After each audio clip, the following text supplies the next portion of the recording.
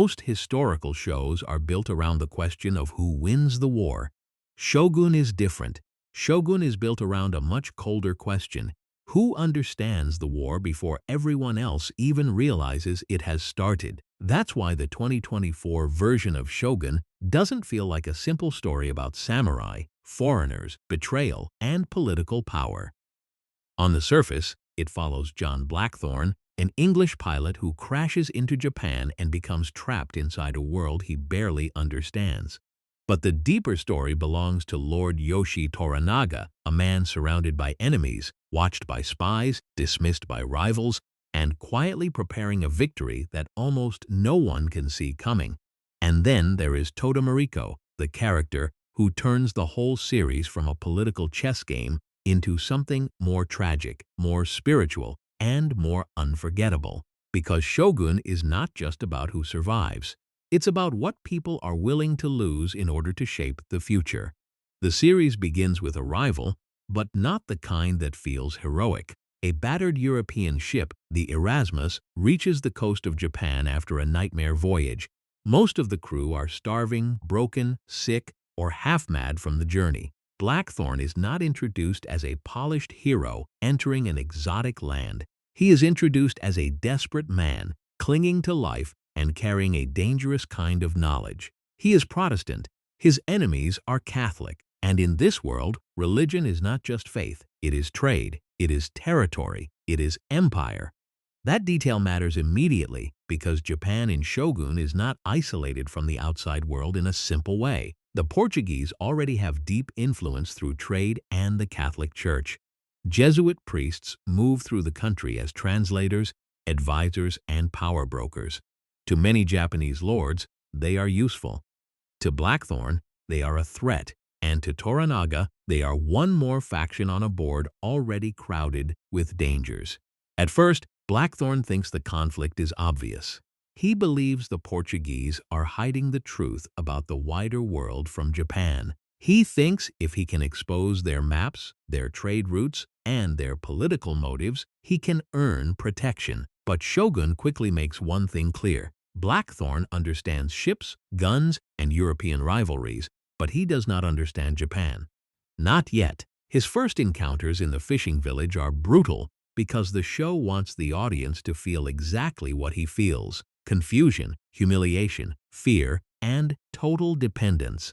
He cannot speak the language. He cannot read the customs. He does not know which gesture is respectful, which silence is dangerous, or which person in the room actually holds power. The audience enters Japan through his eyes, but the show is careful not to make his perspective the center of truth. That's one of Shogun's smartest choices. Instead of treating Japan as a mysterious backdrop for Blackthorne's transformation, the series slowly shifts the center of gravity away from him. He may be the stranger who brings disruption, but he is not the master of this story. Toranaga is already playing a much larger game before Blackthorne ever arrives. Mariko already carries a history more painful than anything Blackthorne understands. Yabushige already has ambitions, fears, and survival instincts that make him unpredictable from the beginning. Blackthorne is the spark. He is not the whole fire. The political situation is already unstable. The Taiko, the previous ruler, is dead. His heir is still too young to rule. Until that heir comes of age, power is held in balance by the Council of Regents. But balance is exactly the thing everyone is pretending to respect while secretly trying to destroy. Toranaga is one of those regents. He is powerful, but power in Shogun is never presented as safety. In fact, the more powerful Toranaga is, the more his enemies fear him. Ishido, another major force on the council, believes Toranaga is positioning himself to become the supreme ruler. Other regents are nervous. Alliances are shifting. Every accusation matters. Every marriage matters. Every hostage matters. Every rumor matters. And this is where the series becomes more than a survival story. Blackthorne's arrival gives Toranaga something rare, a foreign weapon that is not just physical but political. Blackthorne knows things the Portuguese do not want exposed. He knows about European wars, secret treaties, colonial ambitions, and the way Catholic powers divide the world in the name of religion and trade. To Toranaga, that knowledge is valuable. Not because Toranaga suddenly trusts Blackthorne, but because information can become leverage.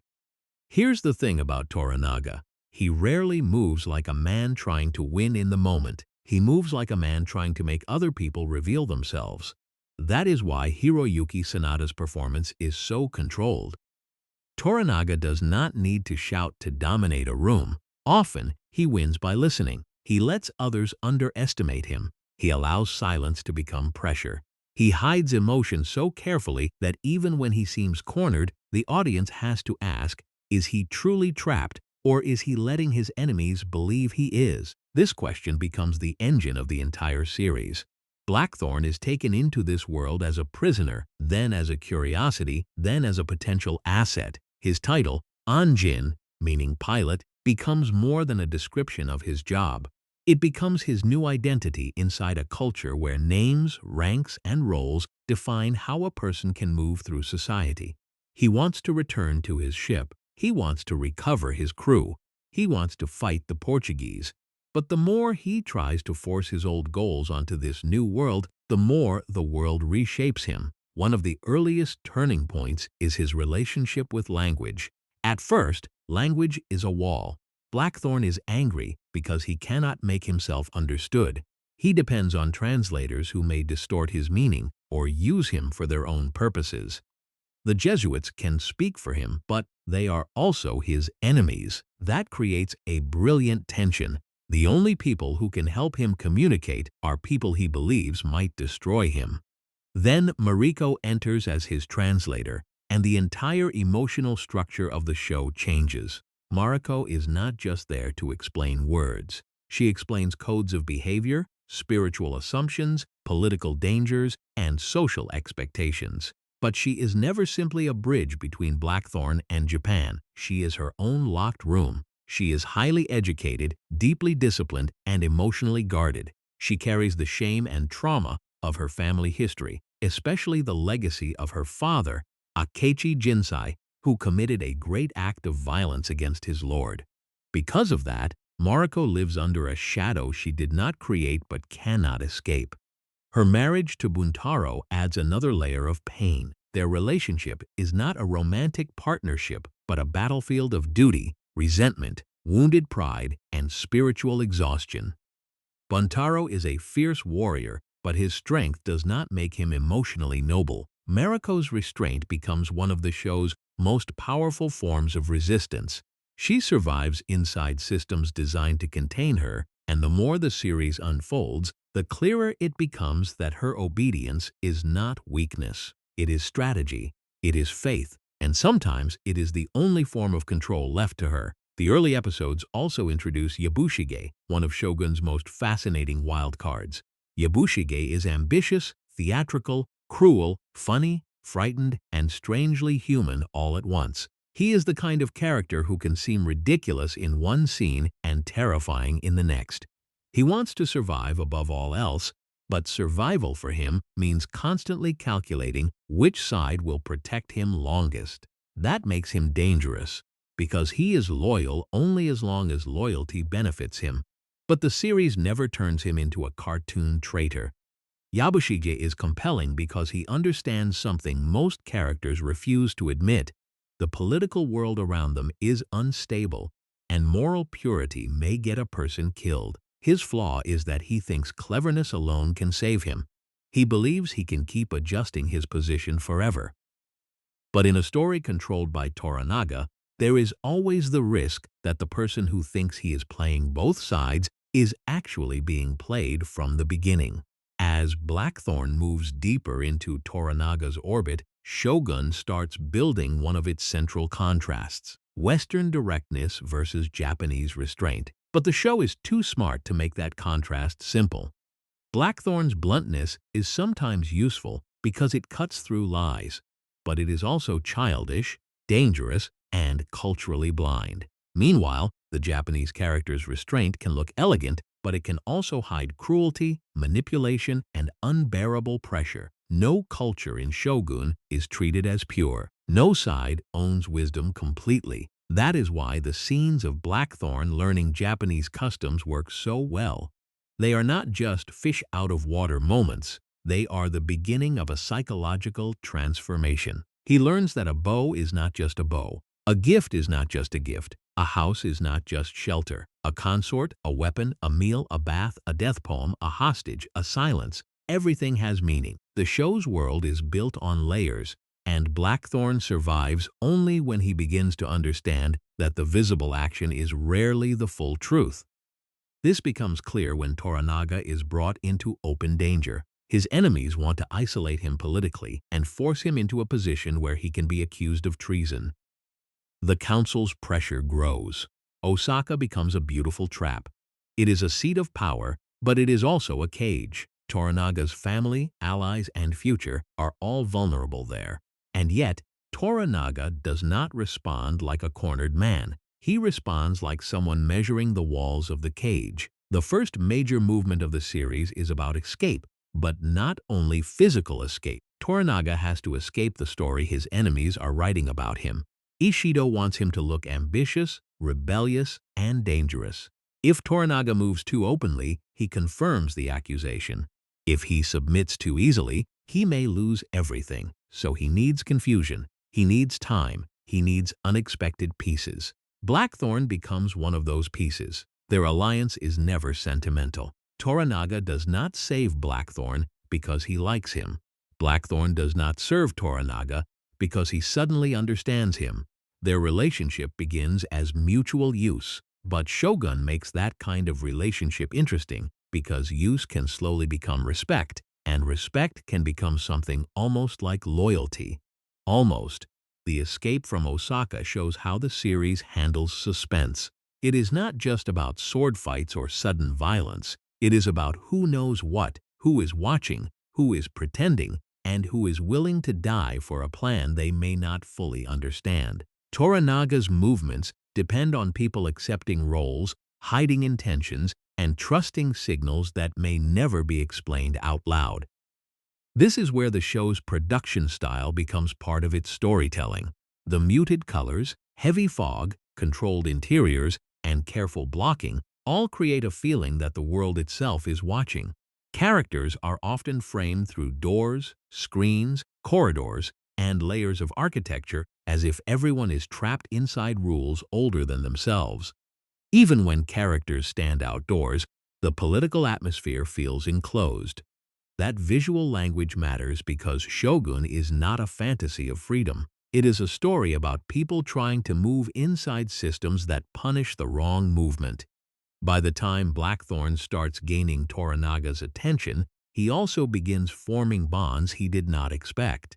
His connection with Fuji, who is assigned to him after suffering devastating personal loss, becomes one of the show's quieter emotional threads. Fuji's grief is immense, but she carries herself with discipline. Blackthorne, who initially sees many customs as strange or harsh, slowly begins to recognize dignity in people he once misunderstood. And that is one of the hidden strengths of the series. It lets transformation happen through attention. Blackthorne does not become changed because someone gives him one grand speech. He changes because he watches. He watches Fuji endure. He watches Mariko translate pain into composure. He watches Toranaga turn weakness into strategy. He watches men die for honor, for fear, for loyalty, for politics, and sometimes for reasons he cannot fully accept.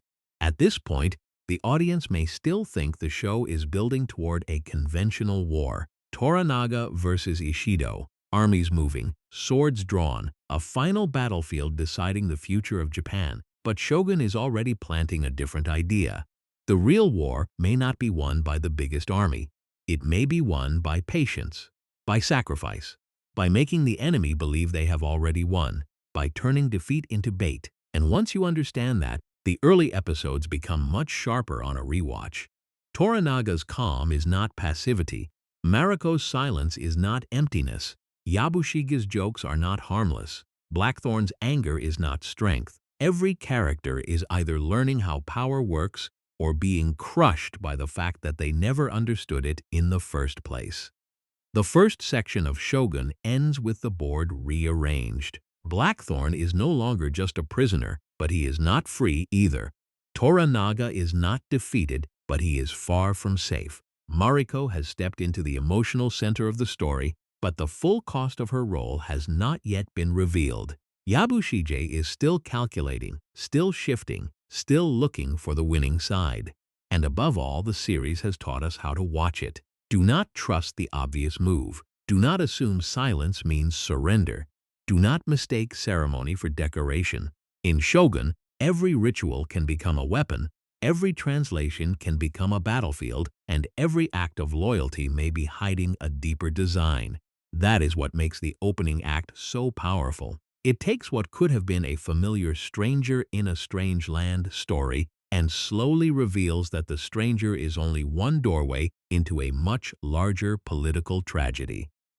Blackthorne brings the audience into the world, but Toranaga teaches us how power moves inside it. And Mariko, quietly at first, begins to show us what that power costs the people forced to carry history on their backs. Because Shogun is not asking whether one man can conquer Japan. It is asking what kind of person can survive long enough to shape its future.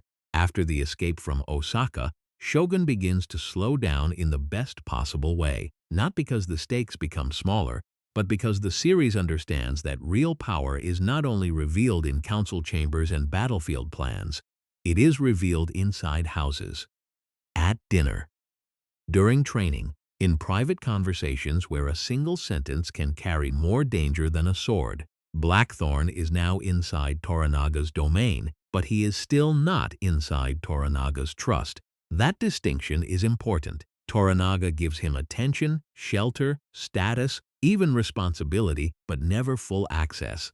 Blackthorne wants clear answers. Toranaga gives him controlled opportunities. Blackthorne wants to know the plan. Toranaga lets him become part of a plan he cannot yet see. This is where Blackthorne's transformation becomes more layered. In a weaker version of this story, the foreigner would quickly master the culture around him and become the key to everyone's salvation. Shogun refuses that. Blackthorne learns, but slowly. He adapts, but imperfectly. He gains respect, but not because he becomes Japanese overnight. He gains respect because he begins to understand the limits of his own certainty. That is a much more interesting arc. At the beginning, Blackthorne believes knowledge means control. He knows how to sail. He knows how to read maps. He knows the Portuguese are hiding secrets. He knows his enemies. But in Japan, knowledge is only useful when matched with restraint.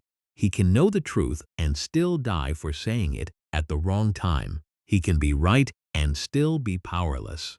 He can insult someone without meaning to and create consequences he never intended.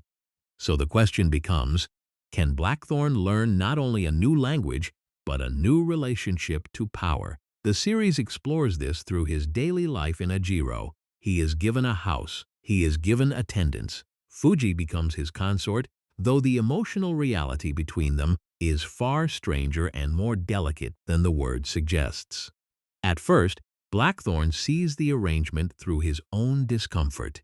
He does not fully understand what Fuji has lost, what role she has been assigned, or what kind of dignity she is trying to preserve. But over time, Fuji becomes one of the clearest examples of Shogun's emotional intelligence. She is not loud. She does not dominate the political plot. Yet her presence changes Blackthorne because she shows him grief without collapse. Earlier, Fuji loses her husband and infant child after a terrible chain of duty, punishment, and social expectation. The show does not treat that grief as a brief plot device. It lives inside her. It shapes the way she moves, speaks, and serves. She is wounded, but not reduced to her wound. When she stands beside Blackthorne, the audience begins to see how much he still has to learn about honor, loss, and self-command. One of the strongest recurring ideas in Shogun is that characters are constantly performing roles while privately suffering inside them. Fuji performs her duty. Mariko performs composure. Toranaga performs political weakness when it suits him. Yabushige performs loyalty. Blackthorne performs confidence even when he is lost. Almost everyone in the story has an outer face and an inner storm. That is why the domestic scenes are so important. They are not pauses between major events. They are where the show reveals the cost of living under this kind of order. Blackthorne's relationship with Mariko also deepens here, and the series handles it with unusual patience. Their connection begins through translation, which means every emotional step between them is tied to language. She gives him words, but she also edits his access to the world. She decides what to explain, what to soften, what to leave unsaid, and what he is not ready to understand. That makes their relationship intimate before it becomes romantic. Mariko is the person through whom Blackthorne starts to see Japan with more complexity. But she is also the person he most dangerously misunderstands. He senses her pain. He senses her intelligence. He senses her unhappiness with Buntaro. Because Blackthorne comes from a different world, he imagines that pain should lead directly to escape. If someone is trapped, they should run. If someone is unhappy, they should choose freedom. If someone loves, they should say so plainly. Mariko lives in a world where those ideas are not so simple. For her, duty is not just a cage placed around desire. Duty is connected to family, faith, shame, history, and purpose. She cannot simply step outside the structure that defines her because her identity has been shaped by that structure for years. Her father's disgrace made her life a living sentence. Her marriage preserved her life but also locked her inside a house of emotional violence. Her Catholic faith gives her language for suffering, but it also complicates her desire for death, release, and meaning. So when Blackthorne looks at Mariko and sees a woman who should be saved, Shogun quietly asks whether he understands what salvation would even mean for her. This tension gives the middle of the series its emotional charge. Blackthorne and Mariko are drawn toward each other because they both feel displaced. Blackthorne is physically displaced, trapped in a country that has renamed him and repurposed him. Mariko is spiritually displaced, alive in a role that has never allowed her to fully belong to herself. Their bond feels powerful because each one recognizes a form of captivity in the other. But the series never lets that bond become simple wish fulfillment. Buntaro's return makes sure of that. When Buntaro reappears after being presumed lost or doomed during the escape, his survival changes the emotional temperature immediately. He is not merely an obstacle to romance. He is a reminder that Mariko's life is bound by obligations Blackthorne cannot erase. Buntaro is fierce, proud, and wounded in his own way. He loves Mariko, or at least believes he does, but his love is tangled with possession, resentment, and shame. He cannot understand why she remains distant, but he also cannot see how his own violence and bitterness have helped build that distance. One of the most painful things about Buntaro is that he is not weak. In many ways, he is exactly what his society values: disciplined, skilled, loyal, brave in battle. But Shogun shows that social strength does not automatically create emotional wisdom. Buntaro can face death with astonishing courage, yet he cannot face the truth of his marriage without anger. That contradiction makes him tragic rather than one-dimensional. The dinner scene between Blackthorne, Mariko, Buntaro, and others becomes one of the most uncomfortable pressure chambers in the series. What looks like a meal is really a battlefield. Every glance matters. Every cup of steak matters. Every question carries threat. Blackthorne's presence aggravates Buntaro's jealousy. Mariko's composure hides humiliation and rage. Buntaro's performance of masculine control reveals exactly how little control he has over what he feels. And again, Toranaga's world teaches the audience how to read subtext. The show is full of moments where the visible scene is not the real scene. A dinner is a duel. A translation is an act of power. A polite answer is an insult. A gift is an accusation. A punishment is a message meant for someone else. By this point, viewers have started learning the language of the series, not just Japanese words, but narrative signals. That is why Shogun's pacing works. It trusts the audience to lean in. Meanwhile, the political danger is still growing. Ishido and the other forces in Osaka are not waiting passively. They understand that Toranaga's escape has changed the balance. His enemies need to bring him back under control, but they cannot simply attack without consequences. Political legitimacy matters. The heir matters. Lady Ochiba matters. The appearance of loyalty to the Taiko's legacy matters. Ochiba's role becomes increasingly important because she is not just the mother of the heir. She is the living symbol of the future everyone claims to protect. In public, the conflict is about preventing Toranaga from seizing power. But beneath that, it is also about who gets to control the heir, the story of the Taiko's legacy, and the shape of Japan after the regency collapses. Ochiba's suspicion of Toranaga is deeply personal. She believes he is dangerous, and her fear is not irrational. Toranaga is dangerous. The question is whether he is dangerous because he wants chaos or because he understands that the current order is already collapsing. That difference matters. Toranaga's genius is that he rarely denies the ambition his enemies accuse him of. Instead, he makes their accusations difficult to prove at the moment they need proof. He lets them overreach.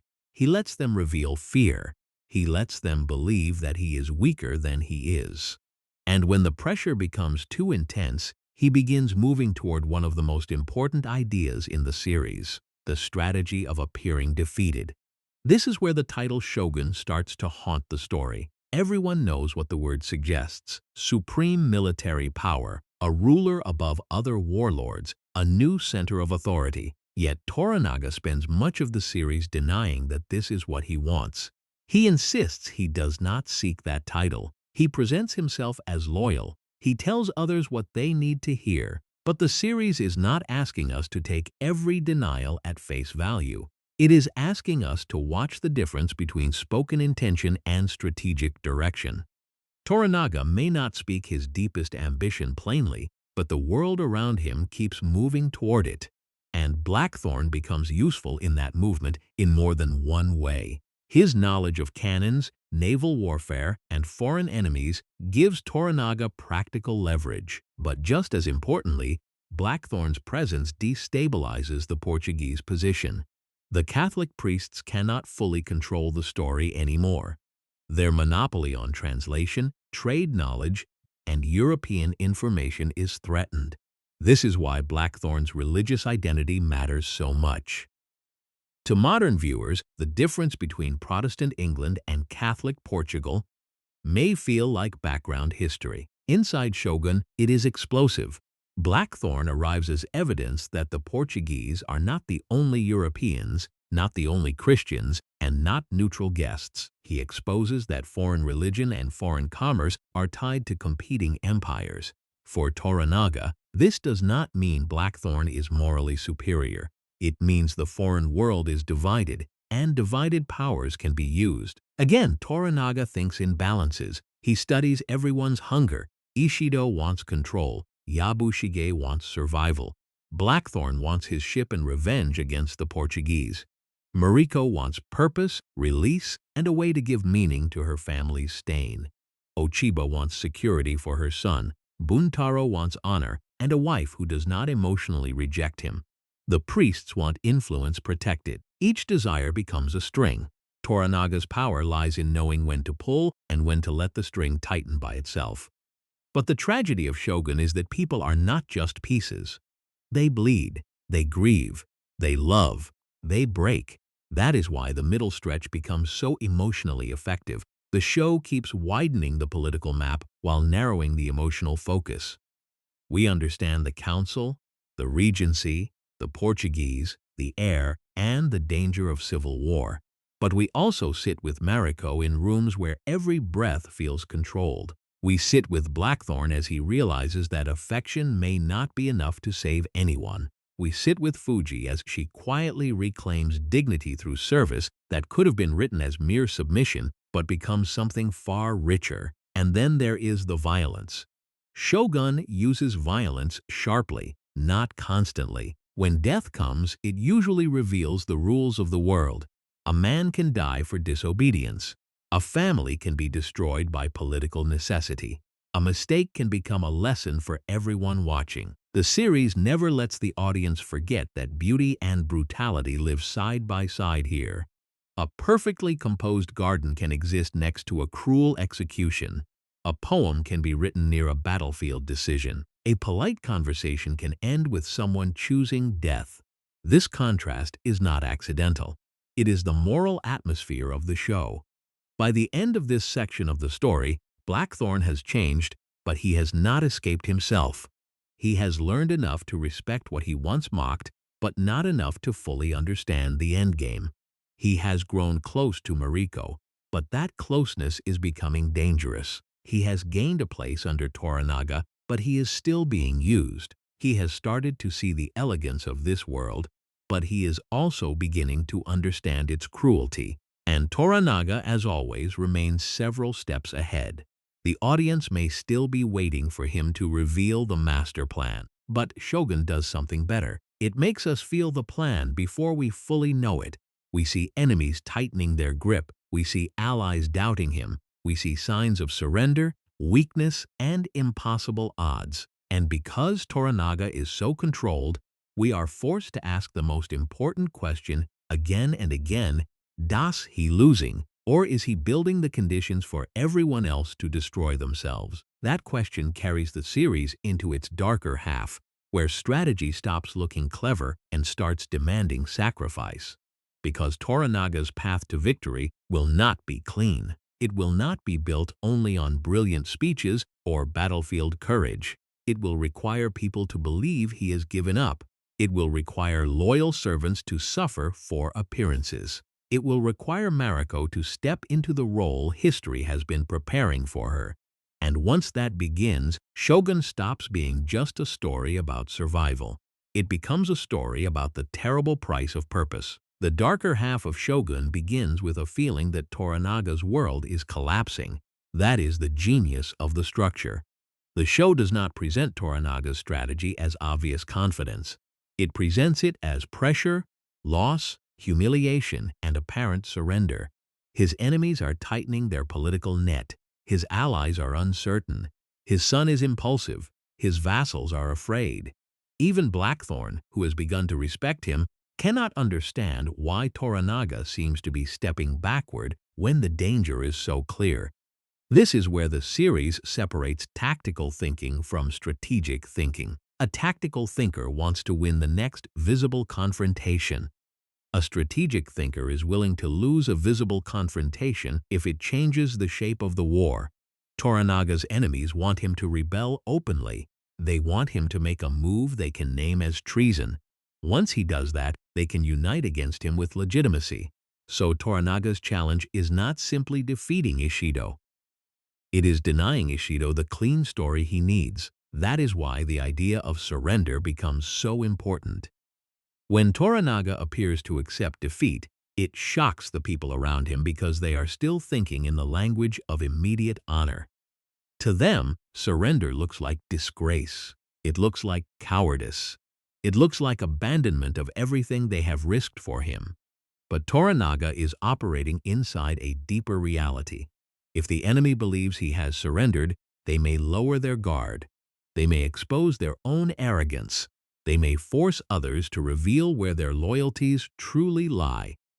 The audience is placed in the same uncomfortable position as his followers. We know Toranaga is brilliant. We have seen him hide moves inside silence. But we also see the cost of trusting him. People are not machines. Loyalty is not infinite. When a leader refuses to explain himself, even faithful servants begin to feel abandoned. This tension comes to a head through Nagakado, Toranaga's son. Nagakado is one of the show's clearest examples of youthful honor without enough patience. He wants action. He wants to prove himself. He wants to strike when insulted, punish when threatened, and show strength in a way everyone can see. In many stories, that kind of boldness would be celebrated. In Shogun, it is dangerous because visible strength can be exactly what the enemy wants. Nagakado's impulsive violence against Jozen earlier in the series already shows this flaw. He acts from loyalty to his father, but the act creates political consequences that Toranaga must absorb. Nagakado wants to serve the plan, yet he does not understand the plan deeply enough to know when not to act. That gap between loyalty and wisdom becomes fatal. His death is one of the cruelest turns in the series, partly because it is so sudden and unheroic. He slips, falls, and dies in a moment that feels almost absurd in its randomness.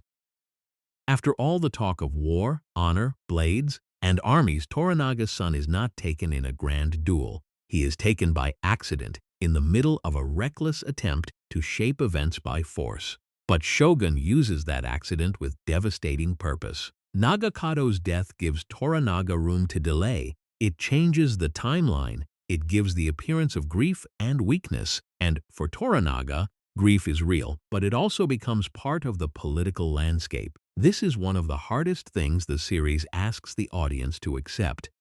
Toranaga can love his son and still use the consequences of his son's death strategically. That does not make him emotionless. It makes him terrifying. Because Toranaga's greatness, if we can call it that, comes from his ability to keep thinking even when others would be consumed by pain. He is not untouched by loss. He simply refuses to let loss remain only personal. In his world, every event becomes movement on the board, even death. This is also where Blackthorne's understanding of Toranaga becomes more complicated. At first, Blackthorne can admire him as a powerful lord, a protector, and a possible ally. But the more he sees, the more he realizes that Toranaga's vision is larger than individual happiness. Toranaga may reward loyalty, but he also spends loyalty. He may protect people, but he also places them where sacrifice becomes likely. He may be better than Ishido in some ways, but he is still a man of power in a ruthless age. Shogun becomes richer because it never turns Toranaga into a clean hero. He is the character whose victory the story moves toward, but the show keeps asking what that victory requires. Does peace justify manipulation? Does political order justify personal sacrifice? Is a ruler admirable because he prevents a worse future, or frightening because he is willing to use everyone around him to reach it? The answer is not simple, and the series does not pretend it is. At the same time, Mariko's arc is moving toward its most important stage. Everything about her earlier scenes begins to gather meaning. Her restraint, her sadness, her faith, her family history, her marriage, her longing for death, her ability to speak between worlds, all of it has been preparing her for a role no one else can play. Mariko is the one character who can turn private suffering into public consequence. Her history gives her a special kind of power. Because she is the daughter of a disgraced man, she has lived for years as someone marked by another person's betrayal. Because she is highborn, educated, and connected, she can stand in rooms where her words matter. Because she is Catholic, she carries a spiritual language that complicates the Japanese codes of death and duty around her. Because she is Toranaga's loyal vassal, she can act as his instrument. And because she has wanted release for so long, she is uniquely prepared to risk everything. That is why her journey is not just tragic, it is controlled. She does not stumble into importance, she walks toward it. Blackthorne, meanwhile, wants to interpret Mariko's pain through love. He believes their connection should matter enough to change her fate. And emotionally, viewers may want the same thing. We want Mariko to live. We want Blackthorne's love to give her a way out. We want their private bond to matter more than the public machine crushing them. But Shogun is not built around that kind of rescue fantasy. Mariko cannot be saved from her world by Blackthorne because her final meaning comes from acting within that world, not escaping it. That is painful, but it is also what makes her such a powerful character. She does not become important because someone loves her. She becomes important because she understands exactly what her life can be used to reveal. And what she reveals is Ishido's weakness. As the story moves back toward Osaka, the political trap becomes clearer. Ishido holds the families of powerful lords in Osaka, using them as hostages while maintaining the appearance of order. He cannot admit openly that they are prisoners, because that would expose his rule as coercion rather than legitimate protection. Everyone knows the truth. but the truth has not yet been forced into the open. This is the kind of contradiction Toranaga knows how to attack. Mariko's mission is brilliant because it targets that contradiction. If she declares that she is leaving Osaka, Ishido must make a choice. If he lets her leave, other hostages may follow, and his control weakens. If he stops her, he proves that the noble families are not guests or protected households, but captives. Either way, the false order begins to crack. That is Toranaga's strategy at its sharpest. He does not need Mariko to defeat an army.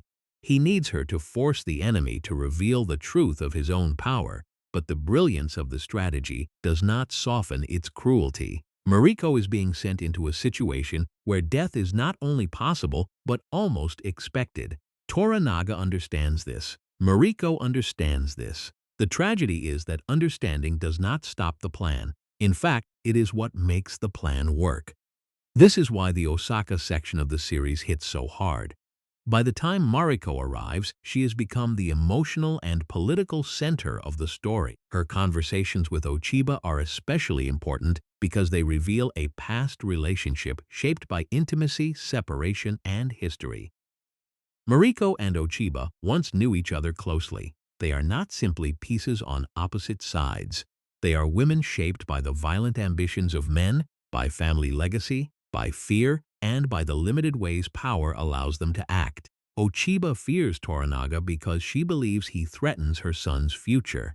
Her fear is personal, maternal, and political all at once. She cannot afford to view Toranaga as merely another lord. To her, he is the shadow that may consume everything the Taiko left behind. And because Ochiba influences Ishido's position, her perception matters enormously. Mariko's presence in Osaka does not just challenge Ishido's control, it also challenges Ochiba's assumptions. The scenes between them carry a quiet sadness because both women understand captivity in different forms.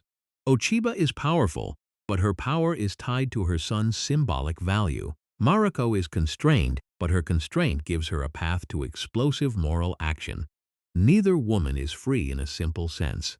Both are trying to survive inside structures built by men, inheritance, violence, and political necessity. The difference is that Mariko is ready to make her captivity impossible to hide. When she announces her intention to leave, the atmosphere changes completely. On paper, she is simply claiming the right to depart. In reality, she is setting a trap with her own body. Every guard who blocks her becomes evidence. Every order against her becomes confession. Every polite excuse from Ishido becomes weaker than the obvious truth. He cannot let people leave because his power depends on holding them. This is one of the most satisfying political turns in the series because it is not loud. Mariko does not need an army. She does not need to win a duel. She needs to stand on principle in a room where everyone knows principle will force violence. That is courage of a different kind. Blackthorne's role in Osaka is emotionally desperate because he understands enough to fear what is happening, but not enough to stop it. His love for Mariko makes him want a different ending. He wants direct action. He wants escape. He wants to protect her. But this is the painful lesson the series has been teaching him from the beginning. Not every battle can be solved by the kind of courage he understands. Sometimes the person you love has chosen a duty you cannot interrupt without destroying its meaning. Buntaro's presence makes the tragedy even more complex. His relationship with Mariko is broken, but he is not blind to her significance. Their later scenes carry years of pain in small gestures. There is anger, regret, pride, and a kind of impossible longing between them. Buntaro cannot become the husband Mariko needed. Mariko cannot become the wife he wanted. And yet, near the end, there is a terrible recognition that both of them have been trapped by roles they did not fully choose. Shogun is very good at making relationships hurt without needing melodrama. The attempted departure from Osaka turns into a public test of power. Mariko pushes the contradiction further and further until Ishido's forces reveal the truth. She is blocked. Violence erupts, the mask slips, and suddenly everyone can see what Ishido has been trying not to say out loud. The noble families are hostages. This changes the political meaning of everything. Ishido may still hold force, but legitimacy begins to bleed away. The other lords can now see that their families are not safe under his control. The appearance of unity is damaged. The moral pressure shifts. Toranaga's apparent weakness begins to look less like surrender and more like preparation. And Mariko becomes the blade that cuts through the lie. That is the hidden structure of Shogun's endgame. Toranaga does not need to convince everyone with speeches. He needs events to reveal what words cannot. He needs Ishido to expose himself. He needs Ochiba to reconsider where the real danger lies. He needs the hostage system to become undeniable. He needs Mariko's death, or near death, to carry political force strong enough to move people who would never move for Toranaga alone. The tragedy is that Mariko knows this too. Her willingness to die is not framed as despair alone, though despair is part of her life. It is framed as agency inside impossible limits. She has been denied the clean death she wanted for years. She has been kept alive in shame and duty. Now, at last, she can choose a death that means something beyond escape. She can turn the burden of her life into a final act of service, truth, and revenge against the system that trapped her. That is why her final movement feels inevitable, but not empty. The closer Mariko gets to death, the more the series reveals the full shape of her character. She is not simply tragic because she suffers.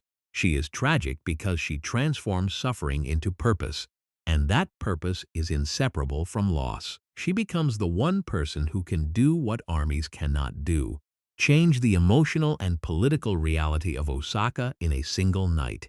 By the end of this stretch, Shogun has shifted completely. What began with a foreign ship arriving on the coast has become a story about political legitimacy, hostage power, spiritual endurance, and sacrifice. Blackthorne has learned enough to see the tragedy coming, but not enough to change it. Toranaga appears absent from the center of action, yet his design is everywhere. Ishido still looks powerful, but the foundation under him is cracking. And Mariko, who once seemed trapped in silence, is now the loudest force in the story.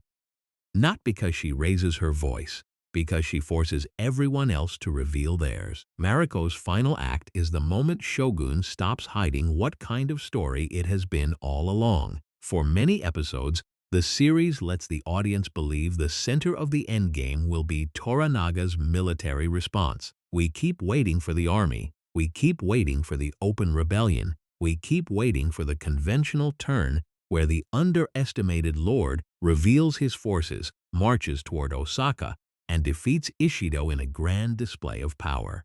But Shogun's most important victory begins in a locked political space, with one woman forcing the truth into the open. Mariko's confrontation in Osaka is devastating because she understands the rules well enough to weaponize them. She does not act like someone who has lost control. She acts like someone who has finally found the exact place where her obedience, her pain, her name, her faith, and her loyalty can become impossible for Ishido to manage. When she insists on leaving, she is not just making a personal request. She is making a public test. If Ishido allows her to go, the hostage structure collapses. If he stops her, the lie collapses. That is why the scene carries so much tension. Everyone in the room knows the problem. Everyone knows the truth. But political systems often survive by making sure nobody forces the truth to be spoken. Mariko forces it. And the more Ishido tries to control the situation, the weaker he becomes. He has soldiers. He has walls. He has influence over Osaka. He has Lady Ochiba near him. But Mariko has created a conflict where strength itself becomes evidence against him. Every act of force proves her point. That is the brilliance of Toranaga's strategy, but also the cruelty of it. He sends Mariko because she is uniquely able to create this crisis. Her rank matters. Her history matters. Her reputation matters. Her ability to speak with absolute composure in the face of death matters. No ordinary messenger could do this. No soldier could do this. No foreign pilot could do this. It has to be Mariko, because the whole system has spent years defining her, limiting her and underestimating what she could do with the very chains it placed on her. Her death, when it comes, is not treated like a sudden shock inserted for drama. It feels like the gathering point of everything the series has built around her. The attack at night makes the politics physical. The forces trying to abduct her, the confusion, the doors, the violence, the desperate effort to survive. All of it turns the hidden hostage system into open brutality. Mariko's final decision to stand against the blast is both horrifying and strangely complete. She chooses not to be taken. She chooses not to let Ishido's men erase the meaning of what she has done. She chooses a death that becomes testimony. And because Anna Sawai plays the moment with such controlled terror and grace, it does not feel like a character simply accepting a plot function. It feels like a woman who has lived for years between duty and death, finally taking ownership of the only ending left to her. Blackthorne's reaction is important because it shows the limit of his transformation. He has learned so much. He respects the customs more deeply. He understands more of the political world. He loves Mariko, but when her death arrives, he is still forced into the oldest human position in the story. He cannot stop what matters most. His grief is direct, raw, almost childlike, compared with the controlled grief of the Japanese characters around him. That contrast does not make him lesser. It makes him human in a different register. Blackthorne's pain reminds the audience that beneath every strategy, every ritual, every poem, and every political calculation, there is still a body lost, a love ended, a future destroyed. Shogun needs that contrast because otherwise Toranaga's plan could feel too clean. Mariko's death works politically. It shifts the balance. It damages Ishido. It affects Ochiba. It exposes the hostage structure. It helps create the conditions for Toranaga's eventual victory. But emotionally, it is not clean at all. It is unbearable, and the show refuses to let the audience celebrate the strategy without feeling the wound. That is one of the reasons the ending is so powerful. Shogun does not ask us to choose between political brilliance and human grief. It forces us to hold both at the same time. After Mariko dies, Osaka is no longer the same. Ishido's power remains, but his legitimacy has been poisoned. The other lords understand more clearly what his protection really means. Ochiba, especially, begins to shift, and this shift is crucial because Ochiba's support is one of the pillars holding Ishido's position together. Ochiba is not moved by a simple argument. She is moved by recognition. Mariko's death reaches her because it cuts through fear. Ochiba has feared Toranaga as the great threat to her son. She has believed, or needed to believe, that Ishido's side offers protection. But Mariko's sacrifice reveals that Ishido's order is built on captivity and force. If this is how he protects power, what future is he actually creating for the heir? That question changes everything. Ochiba's eventual withdrawal of support from Ishido is one of the most important quiet turns in the finale. It shows that Toranaga's victory is not only military, it is psychological and political. He wins by making Ishido impossible to trust. He wins by making people reconsider which danger is greater.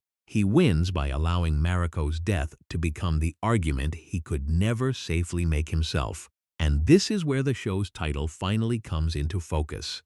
Toranaga has spent the series denying ambition. He has insisted he does not seek the highest military power. He has avoided the obvious declaration. But by the finale, the audience understands that the question is not whether Toranaga can imagine becoming shogun. The question is whether he has been shaping every event toward a future where that outcome becomes inevitable.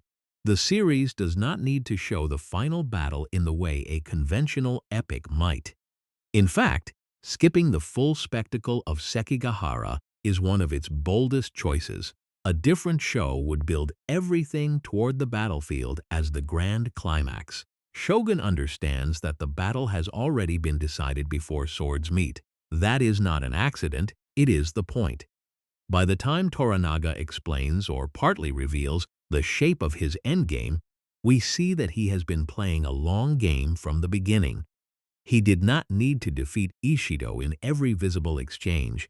He needed to survive long enough for Ishido to lose the confidence of others. He needed to make surrender look believable.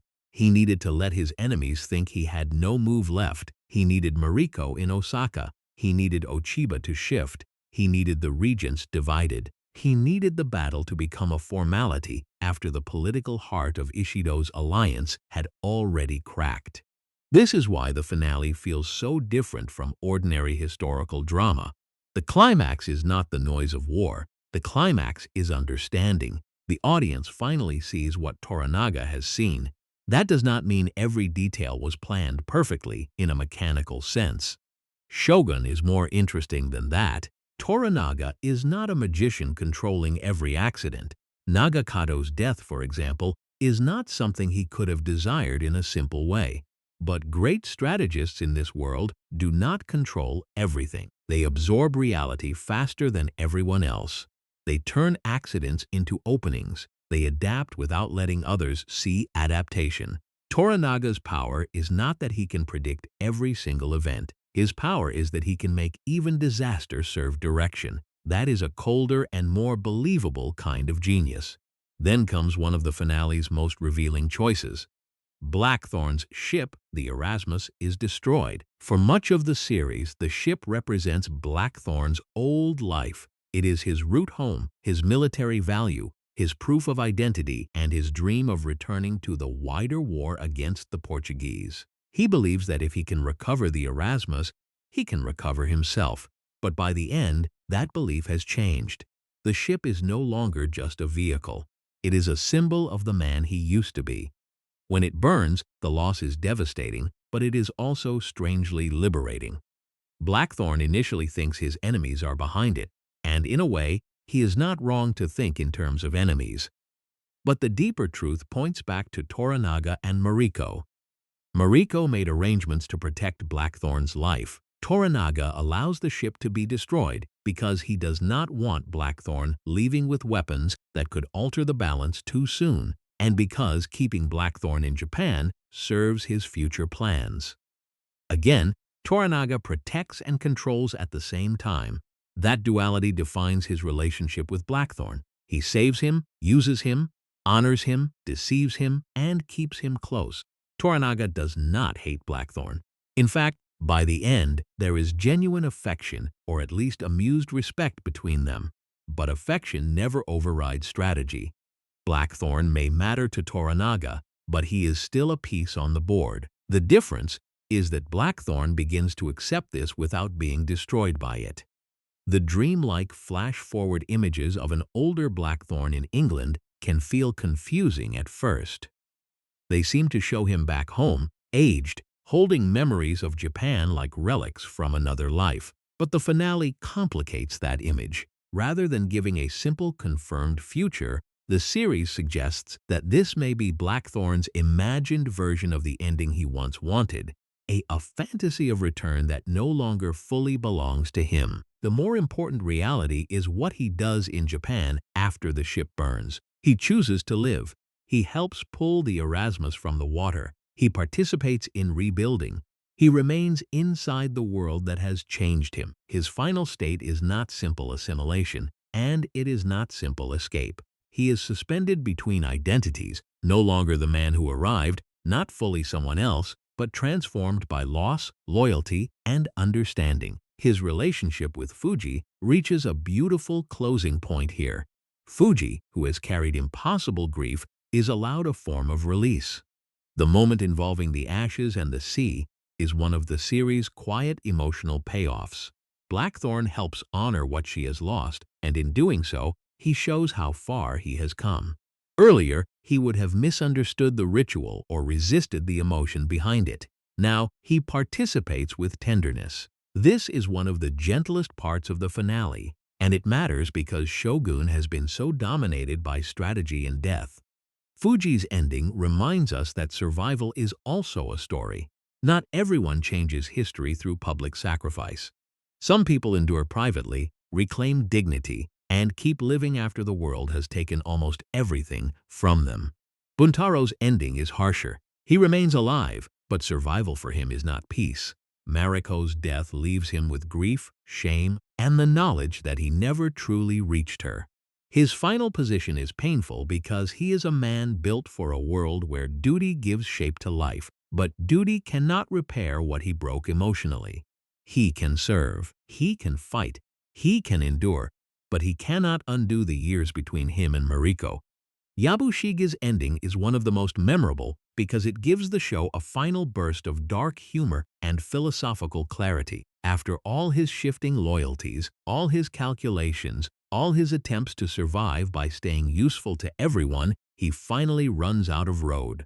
His betrayal contributes to Mariko's death, and Toranaga knows enough to condemn him. Yet their final conversation is not simple villain punishment. Yabushige remains curious to the end. He wants to know Toranaga's real plan. He wants to understand the game he was inside. He wants the satisfaction of seeing the hidden pattern before he dies. That makes perfect sense for him. Yabushige has always been fascinated by death, power, and the private truths men hide behind public masks. Facing his own end, he still wants the secret, and Toranaga gives him part of it.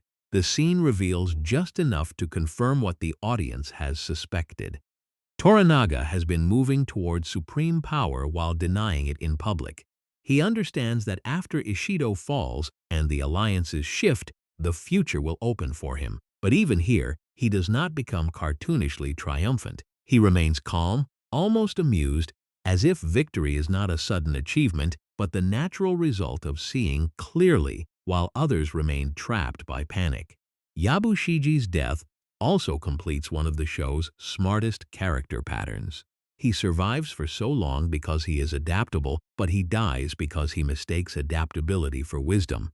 He can switch sides, read danger, and flatter power, but he cannot commit to a moral center or a truly long vision. Toranaga can. Mariko can. Even Blackthorne, by the end, can choose something beyond immediate self-interest. Yabushige cannot. That is why he is funny, tragic, and doomed. The finale's restraint may surprise viewers expecting a massive war sequence, but it perfectly matches the story Shogun has been telling from the start.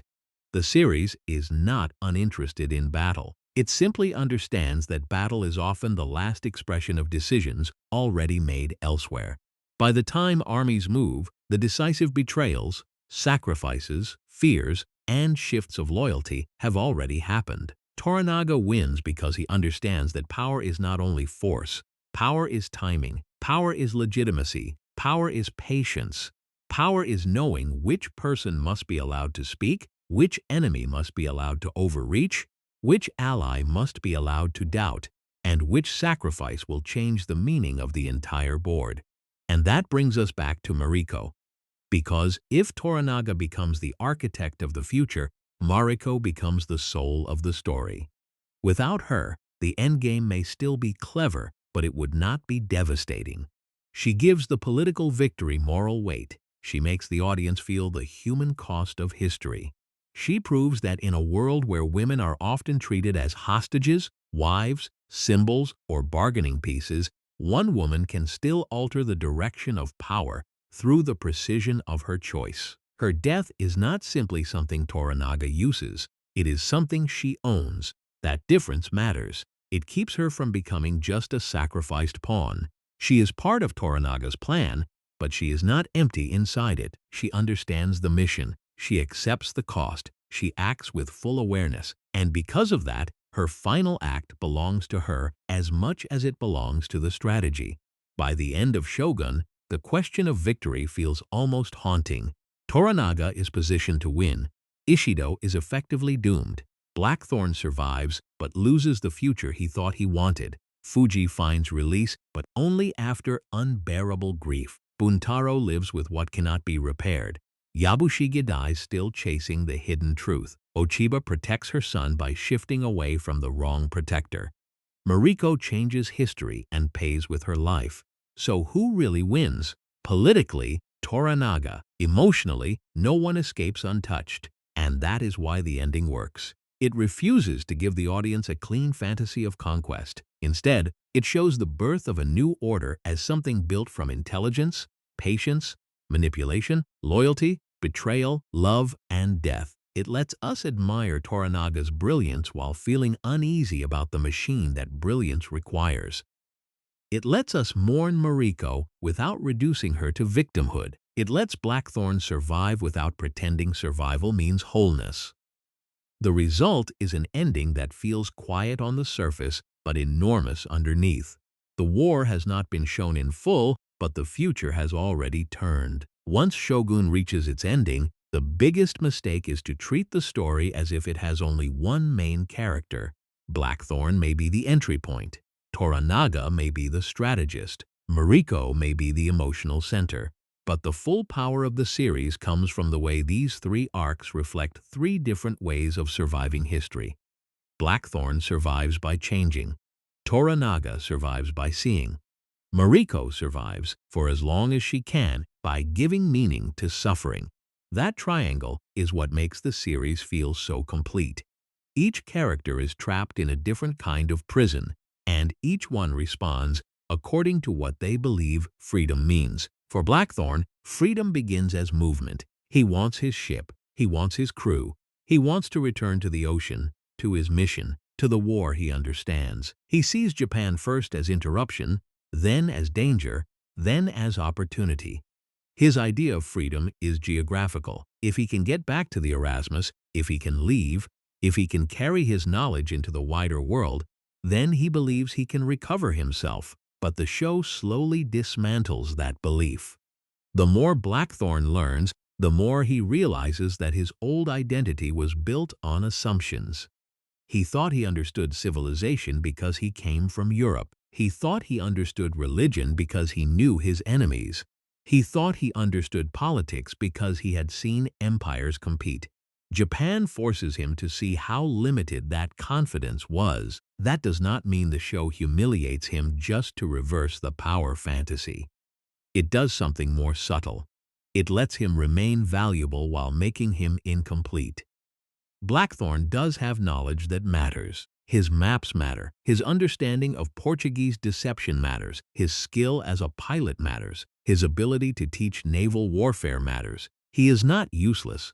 But usefulness is not the same as mastery. He arrives thinking his knowledge gives him authority. He learns that knowledge only becomes power when it is translated into the rules of the world where he stands. That is why language is so central to his arc. At first, he is furious because he cannot speak. He depends on others to carry his meaning. This makes him vulnerable in a way he hates. For a man used to command at sea, being reduced to gestures, suspicion, and translated fragments is unbearable. But through that vulnerability, he begins to listen. And the more he listens, the less the world appears as nonsense. A bow becomes legible. A silence becomes meaningful. A household becomes a moral structure. A ritual becomes a form of memory. A death becomes not only an end, but a statement. By the finale, Blackthorne still does not understand everything. That matters too. Shogun wisely avoids turning him into a perfect cultural convert. He remains rough, emotional, stubborn, and foreign, but he has changed enough to recognize the humanity and logic of people he once saw mainly through fear. His final act of helping rebuild, of staying, of participating in grief rather than escaping from it, shows a new kind of freedom. Not the freedom to go anywhere, but the freedom to accept that the old destination no longer defines him. Toranaga's prison is different. He is not trapped because he lacks power. He is trapped because power makes him visible. Every movement he makes is watched, interpreted, and used against him. If he gathers troops, he is ambitious. If he refuses summons, he is treasonous. If he protects himself, he is accused of plotting. If he appears too weak, his allies may abandon him. If he appears too strong, his enemies unite. Toranaga's life is a series of rooms where every exit is also a trap. His genius is that he understands the room better than anyone else. He never treats power as a single object to be grabbed. He treats it as perception. Who appears loyal? Who appears dangerous? Who appears lawful? Who appears desperate? Who appears to be holding hostages? And who appears to be protecting order? Toranaga's real battlefield is the story other people believe they are living inside. That is why he can win while looking like he is losing. This is the hardest part of his character to fully admire, because it requires a moral coldness that the series never completely excuses. Toranaga sees human beings clearly, but seeing clearly also allows him to use them precisely. He understands Yabushige's appetite for survival. He understands Blackthorne's need for purpose. He understands Mariko's longing for meaningful release. He understands Ochiba's fear. He understands Ishido's rigidity. And once he understands those needs, he arranges the world so that each person's nature leads them toward his desired outcome. That is brilliant. It is also unsettling. Toranaga's restraint can look noble because he avoids reckless bloodshed. But restraint can be its own form of violence when it asks others to wait, suffer, and die without explanation. He prevents a certain kind of chaos, but he does so by mastering another kind. He is not a tyrant in the simple sense, but he is also not a gentle father of peace. He is a builder of order, and order in Shogun is never innocent. This makes him one of the most compelling political characters on television. He is not interesting because he gives grand speeches about destiny. He is interesting because he rarely says more than he needs to. His ambition is hidden not because he lacks ambition, but because ambition spoken too early becomes evidence. He knows that in politics, even truth has to wait for the right moment. That is also why the final conversation with Yabushige is so satisfying. Yabushige wants confession. He wants to hear the secret plan. He wants proof that the game was as elegant as he suspected. Toranaga gives him enough to understand, but not enough to own the truth.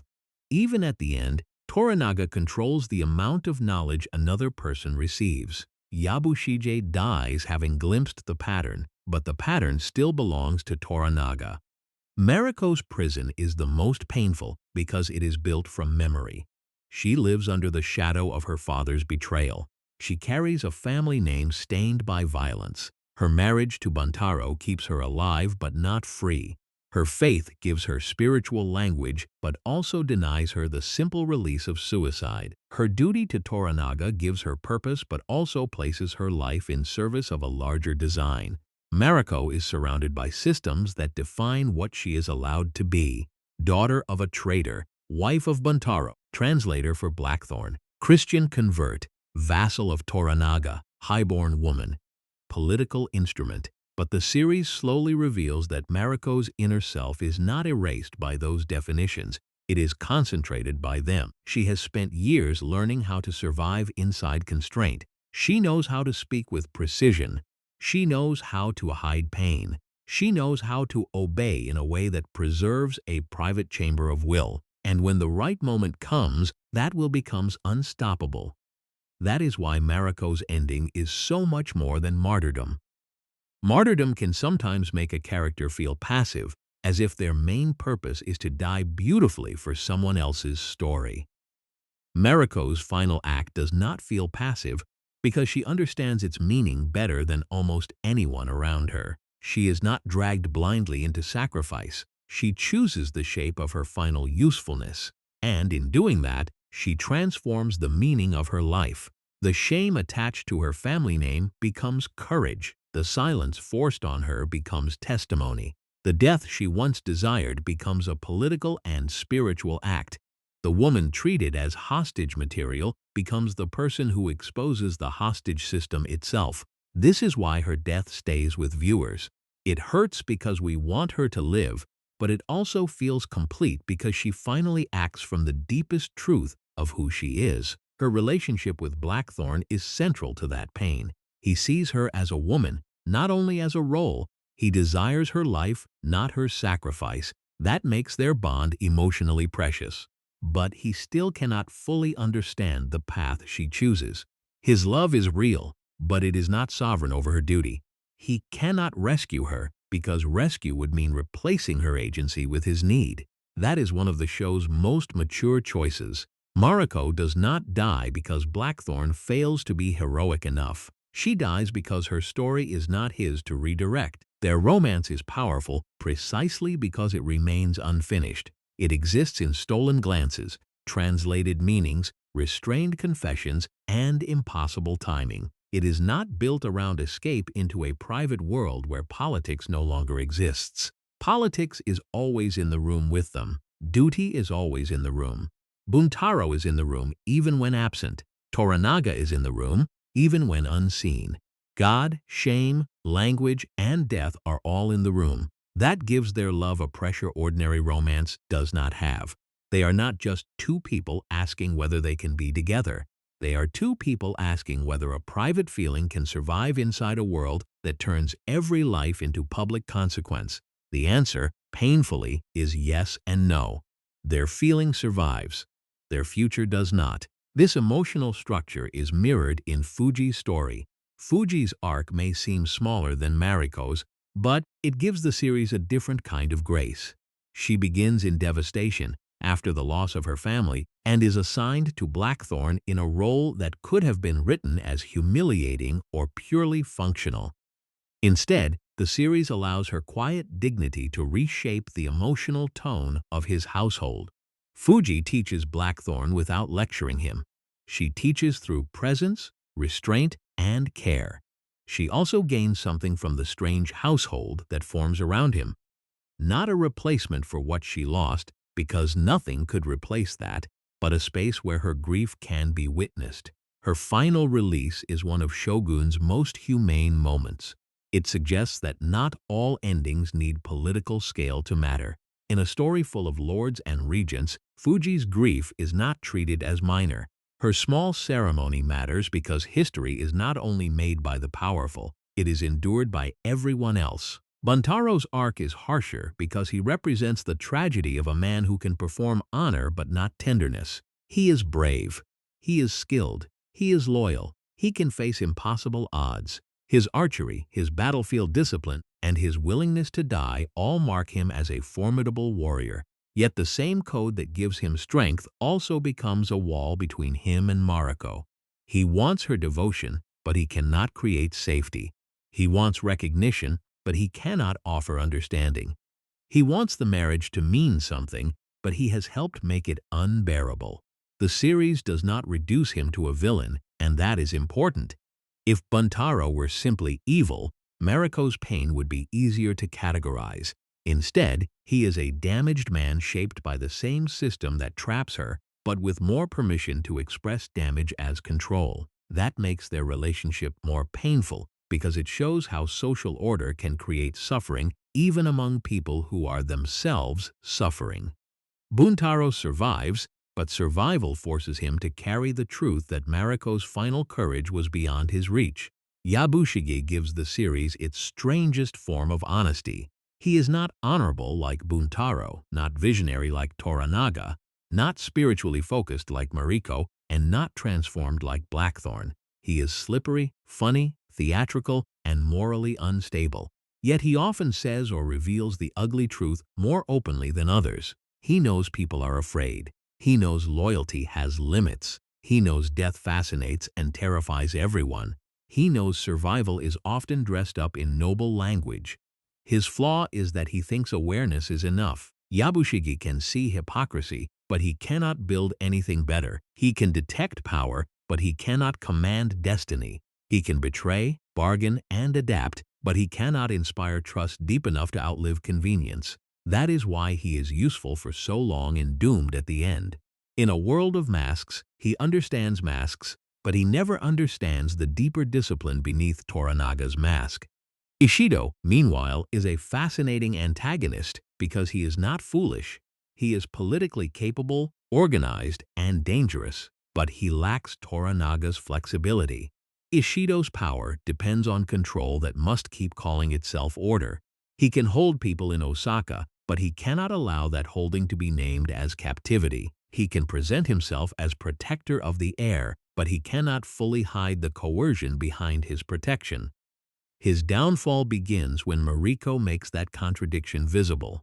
Ishido's mistake is not simply that he is cruel. It is that his cruelty becomes legible too soon. He loses the story, And once he loses the story, his military position begins to rot from inside. Ochiba's shift confirms this. She is not a passive prize moved between men. She is a political force whose fear and loyalty matter. Her decision to step away from Ishido's cause shows that even in a world built on male military power, perception among women inside Osaka can change the future of the realm. Mariko reaches Ochiba not by defeating her, but by revealing the truth she can no longer ignore. That is the hidden architecture of Shogun. The visible world belongs to men with armies, titles, and swords. The decisive movement often comes through women reading the emotional truth of power more clearly than the men who claim to control it. This is why the show feels so rich on rewatch. Early scenes that look like character introductions become set up for final consequences. Mariko's controlled speech prepares us for her public confrontation. Fuji's grief prepares us for her release. Blackthorne's ignorance prepares us for his humility. Yabushige's comic self-preservation prepares us for his final failure. Toranaga's silence prepares us for the revelation that silence was never emptiness. The series is built like a trap, but not only for Ishido. It traps the audience's assumptions too. We assume the foreigner will become the hero. He does not. We assume the war will be the climax. It is not. We assume surrender means defeat. It does not. We assume Mariko's silence means powerlessness. It means the opposite. We assume Toranaga's denial of ambition can be read plainly. It cannot. We assume survival is the highest victory. The show keeps proving that survival without purpose can be its own kind of failure. By the time the finale ends, Shogun has completed more than a political arc. It has completed a moral education. Blackthorne has learned that the world is larger than his maps. Toranaga has proven that victory belongs to the person who sees the whole board. Mariko has shown that a life defined by suffering can still end with chosen meaning. And the audience has learned how to watch power when it does not announce itself. That is why Shogun does not need a loud final battle to feel epic. The epic is already there, hidden in restraint, in rooms, in glances, in choices made long before the battlefield. The show understands that history often turns not when everyone is shouting, but when one person finally forces the truth into the open and another person, far away, has been waiting for that exact moment. In that sense, Shogun is not just a story about becoming ruler. It is a story about the invisible cost of making history look inevitable. One of the reasons Shogun feels so immersive is that its hidden details are not just Easter eggs. They are part of the story's moral design. A lesser historical drama might use costumes, rituals, and language as decoration. Shogun uses them as storytelling. The way people sit, bow, translate, serve tea, offer weapons, enter rooms, and choose words all reveal who understands power and who is still moving blindly through it. Every social rule is also a dramatic rule. If a character breaks it, the consequences are not just awkward, they can be deadly. That is why the show's attention to language matters so much. The series constantly reminds us that translation is never neutral. When Mariko translates for Blackthorne, she is not simply carrying English into Japanese or Japanese into English. She is deciding how meaning should survive inside danger. Sometimes she softens him. Sometimes she clarifies him. Sometimes she protects him from the full consequences of his own bluntness. Sometimes she protects others from him. Her translation becomes a form of diplomacy, and diplomacy in Shogun is a weapon. This is also why the Jesuits are so threatening early on. Their power does not come only from religion or trade. It comes from controlling communication. They understand both worlds well enough to filter what each side knows about the other. Before Blackthorne arrives, the Portuguese and the Catholic mission have a major advantage because they can decide what Japanese leaders hear about Europe and what Europeans understand about Japan. Blackthorne disrupts that monopoly, but even he does not fully understand the danger of language at first. He thinks exposing facts will be enough. He believes truth, once spoken, should change everything. Shogun keeps showing that truth needs timing, translator, audience, and political usefulness. A true statement given at the wrong time can be useless. A half-truth arranged correctly can move armies. That idea runs through the entire series. Toranaga almost never gives everyone the same truth. He gives people the version of truth that will move them into position. To some, he appears resigned. To others, cautious. To enemies, weakened. To loyalists, mysterious. To Yabushige, tempting. To Blackthorne, frustrating. To Mariko, purposeful. He understands that information is not just knowledge, it is pressure, and because of that, the audience becomes part of the system. We are also being given partial information. We are also trying to translate Toranaga. We watch his expressions, his pauses, his decisions, and his silences, searching for the plan beneath the surface. The show turns viewers into political readers. That is a major reason the finale lands so well. The ending does not feel like a twist pulled from nowhere. It feels like the moment when the language of the series finally becomes readable. Another major hidden detail is how often Shogun uses death as communication. Death in this series is rarely random in meaning, even when the event itself is sudden. A death can punish, it can confess, it can cleanse shame, it can protect a house, it can delay a political move, it can expose an enemy, it can become a final sentence spoken with the body instead of the mouth. Nagakado's death communicates the danger of impatience. It is accidental, but the meaning is brutal. He wants to force history forward and instead becomes the delay his father uses. The irony is painful. Nagakado tries to create action, but his death becomes useful precisely because it stops action for a time. Mariko's death communicates the truth of Osaka. She dies in a way that makes Ishido's hidden violence impossible to deny. Her body becomes evidence. Her sacrifice becomes a political document no one can erase. That is why her death has consequences beyond grief. Yabushige's death communicates the limit of clever survival.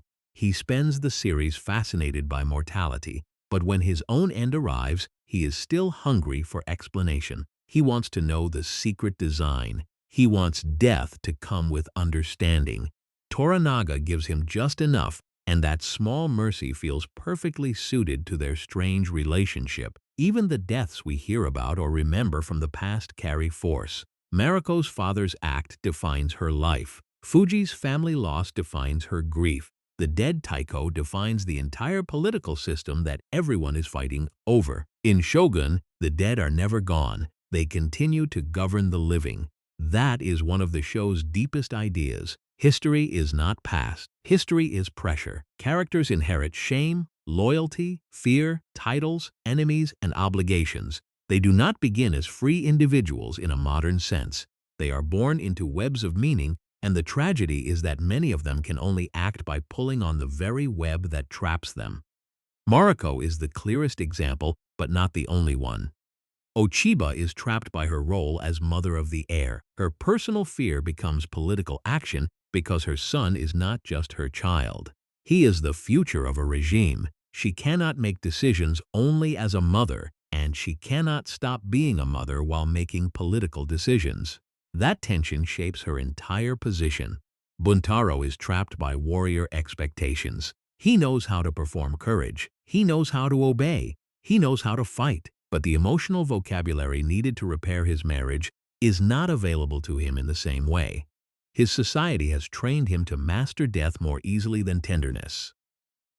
Fuji is trapped by loss and duty, but through quiet discipline she finds a path toward grace. Her story shows that not every form of strength looks like domination. Sometimes strength is the refusal to let grief strip away dignity. Blackthorne is trapped by foreignness, but also by ego. At first, he assumes his difference makes him exceptional. Later, he realizes difference can also make him ignorant. His arc is not about becoming the most important person in Japan. It is about becoming humble enough to remain alive inside a reality he cannot command. And Toranaga is trapped by destiny, or at least by the possibility of destiny. The more capable he is, the more others suspect him. The more he denies ambition, the more the audience looks for it. He lives in a world where his talent itself is dangerous. If he were less brilliant, perhaps fewer people would fear him. But because he sees so clearly, he becomes the threat everyone imagines. This creates one of the show's great paradoxes. Toranaga may need to become the thing people fear in order to prevent worse chaos.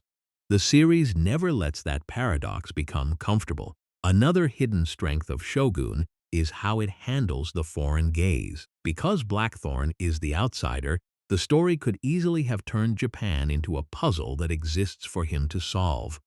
Instead, the show gradually makes Blackthorne less central to the meaning of events. He remains important, but his importance changes. At first, he is valuable because of what he brings from outside. By the end, he is valuable partly because of what Japan has done to him. He becomes proof of transformation rather than conquest. This is why the show's refusal to make him the grand savior matters. He does not ride in and teach Japan how to win. He does not become better at being Japanese than the Japanese characters. He does not take over the political narrative. He survives, learns, suffers, and stays. That is a much more respectful and dramatically satisfying choice. The show also uses Blackthorne to reveal the limits of Western certainty. His hatred of the Portuguese is justified in some ways, especially because they are hiding information and protecting their own interests. But Blackthorne is not free from imperial thinking himself. He comes from a world of naval expansion, religious conflict, and violent competition. His problem with the Portuguese is not that they are imperial players while he is innocent. His problem is that they are rival imperial players. Shogun understands this. Toranaga understands it too. That is why he never treats Blackthorne as a pure truth-teller. He treats him as a useful disruption within a larger foreign conflict. Toranaga does not need to choose one European moral worldview over another. He needs to understand how those worldviews can be balanced, delayed, exploited, or contained. The burning of the Erasmus becomes powerful because it resolves this tension symbolically. Blackthorne's ship represents European mobility, war, and return. Destroying it keeps him in Japan, but it also prevents his foreign conflict from dominating Toranaga's political future too soon. Toranaga takes from Blackthorne what is useful while limiting what is dangerous. Again, protection and control are inseparable. The production design supports these ideas constantly. The interiors often feel layered, with characters separated by screens, thresholds, and formal distances. This makes power visible as space. Who sits where? Who is allowed to approach? Who speaks directly? Who waits? Who watches from behind another person? The show makes hierarchy physical. Costumes also tell story. Toranaga's presence is controlled and grounded, often communicating authority without loud display. Mariko's clothing reflects elegance, restraint, and status, but also the composed surface she must maintain over inner pain. Blackthorne's changing appearance tracks his gradual movement away from the ruined sailor who arrived on the Erasmus and toward a man living inside a different social order. Even the weather and landscapes often feel emotionally tuned. Fog, rain, mud, coastlines, and dim interiors create a world where certainty is hard to see clearly. The environment is beautiful, but never soft. It holds people, hides them, exposes them, and sometimes seems to swallow them. The show's violence is also carefully designed. It is not constant, and that restraint makes it more shocking when it arrives. The boiling death early in the series is horrifying, not only because of brutality, but because it introduces a world where curiosity, punishment, and authority can combine in monstrous ways. Later violence often happens fast, with little warning, reminding the audience that social control can break into physical force at any moment. But Shogun is not addicted to spectacle. It is much more interested in consequence. That is why the absence of a full final battle is not a weakness. It is a statement of theme. The show has taught us that by the time violence becomes visible, the deeper outcome may already be decided. The battle everyone expects is less important than the shifts that make the battle unwinnable for Ishido.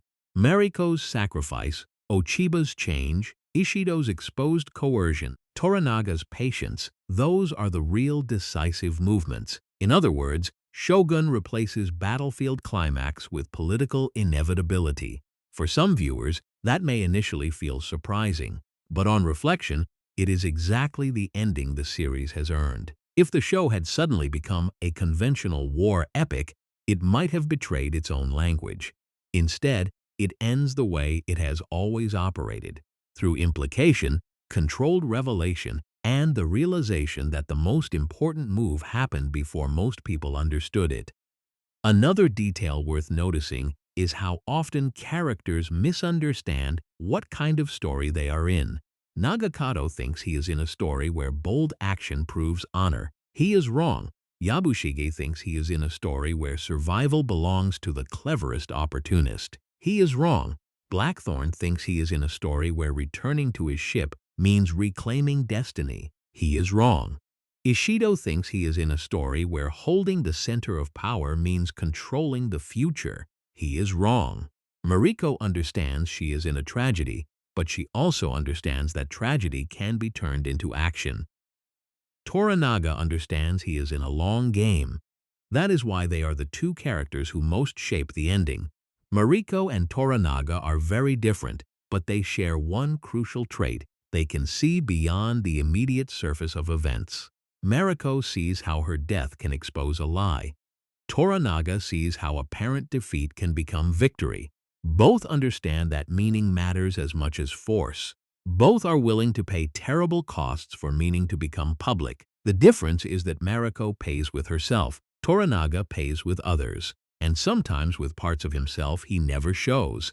That contrast keeps the ending morally alive.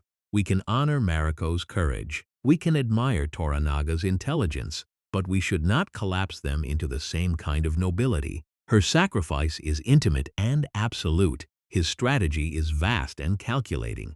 Both shape history, but they do not carry the same moral texture.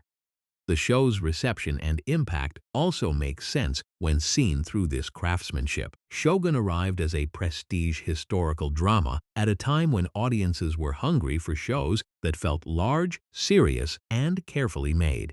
But its success was not just about scale. It was about trust. The series trusted viewers to read subtitles, sit with silence, follow political nuance, and care about characters whose emotions are often expressed through restraint rather than explanation. That trust became part of the viewing experience. The show did not need to simplify every motive into a speech. It allowed mystery to remain around Toranaga. It allowed Mariko's faith and pain to stay complex. It allowed Blackthorne to be important without being dominant. It allowed the ending to be quiet without being small. That is rare. And it is why Shogun feels like a complete season even while leaving history, moving beyond the final episode. The story ends at the point where the decisive moral and political turns have happened. We do not need to see every later event to understand the direction of the future. Toranaga's path is open, Ishido's position is collapsing, Blackthorne's old dream is gone, Mariko's sacrifice has done its work. The series closes not with everything shown, but with everything understood. That is a much harder ending to achieve, because the real payoff is not spectacle, it is recognition. We recognize that Toranaga was never simply reacting. We recognize that Mariko's life had been moving toward a final act of meaning. We recognize that Blackthorne's survival required the death of his old self. We recognize that Ishido lost the moment his hidden coercion became visible. We recognize that the title Shogun was never just a rank waiting at the finish line. It was the shadow cast over every choice from the beginning. And once you see that, the whole series changes shape. The opening shipwreck is not just an arrival. It is the entrance of a disruptive piece into Toranaga's long game. The translation scenes are not just practical necessities. They are battles over reality. The domestic scenes are not side stories. They are where the human cost of political order becomes visible. The apparent surrender is not collapse. It is bait. The death in Osaka is not only tragedy, it is revelation. That is what makes Shogun so rewarding. It is not built on surprise alone. It is built on delayed understanding. and delayed understanding is exactly how Toranaga wins. To understand why Shogun works so well, it helps to look at how the series handles power without turning every powerful person into the same kind of villain. Power in this story is not one thing. It has different forms, different languages, and different costs. Ishido's power is institutional. He holds Osaka. He works through the Council of Regents. He uses the heir's symbolic importance and the noble families inside the castle to maintain control. His strength is structure. His weakness is that the structure depends on everyone pretending it is voluntary. The Portuguese and the Jesuits hold informational power. They know languages, trade routes, religious politics, and the wider map of empires. Their strength is access. Their weakness is that access becomes fragile once Blackthorne proves they have been managing what others are allowed to know. Buntaro holds martial power. He is dangerous because he is trained, disciplined, and brave. His strength is visible courage. His weakness is emotional blindness. Yabushige holds opportunistic power. He survives by reading the room and shifting quickly. His strength is flexibility. His weakness is that flexibility without principle eventually becomes emptiness. Ochiba holds symbolic and maternal power. Her son is the future, so her fear becomes politically important. Her strength is influence over legitimacy. Her weakness is that fear can make the wrong protector look necessary. Mariko holds moral and linguistic power. She can translate not only language, but meaning. She understands how public truth can break a private lie.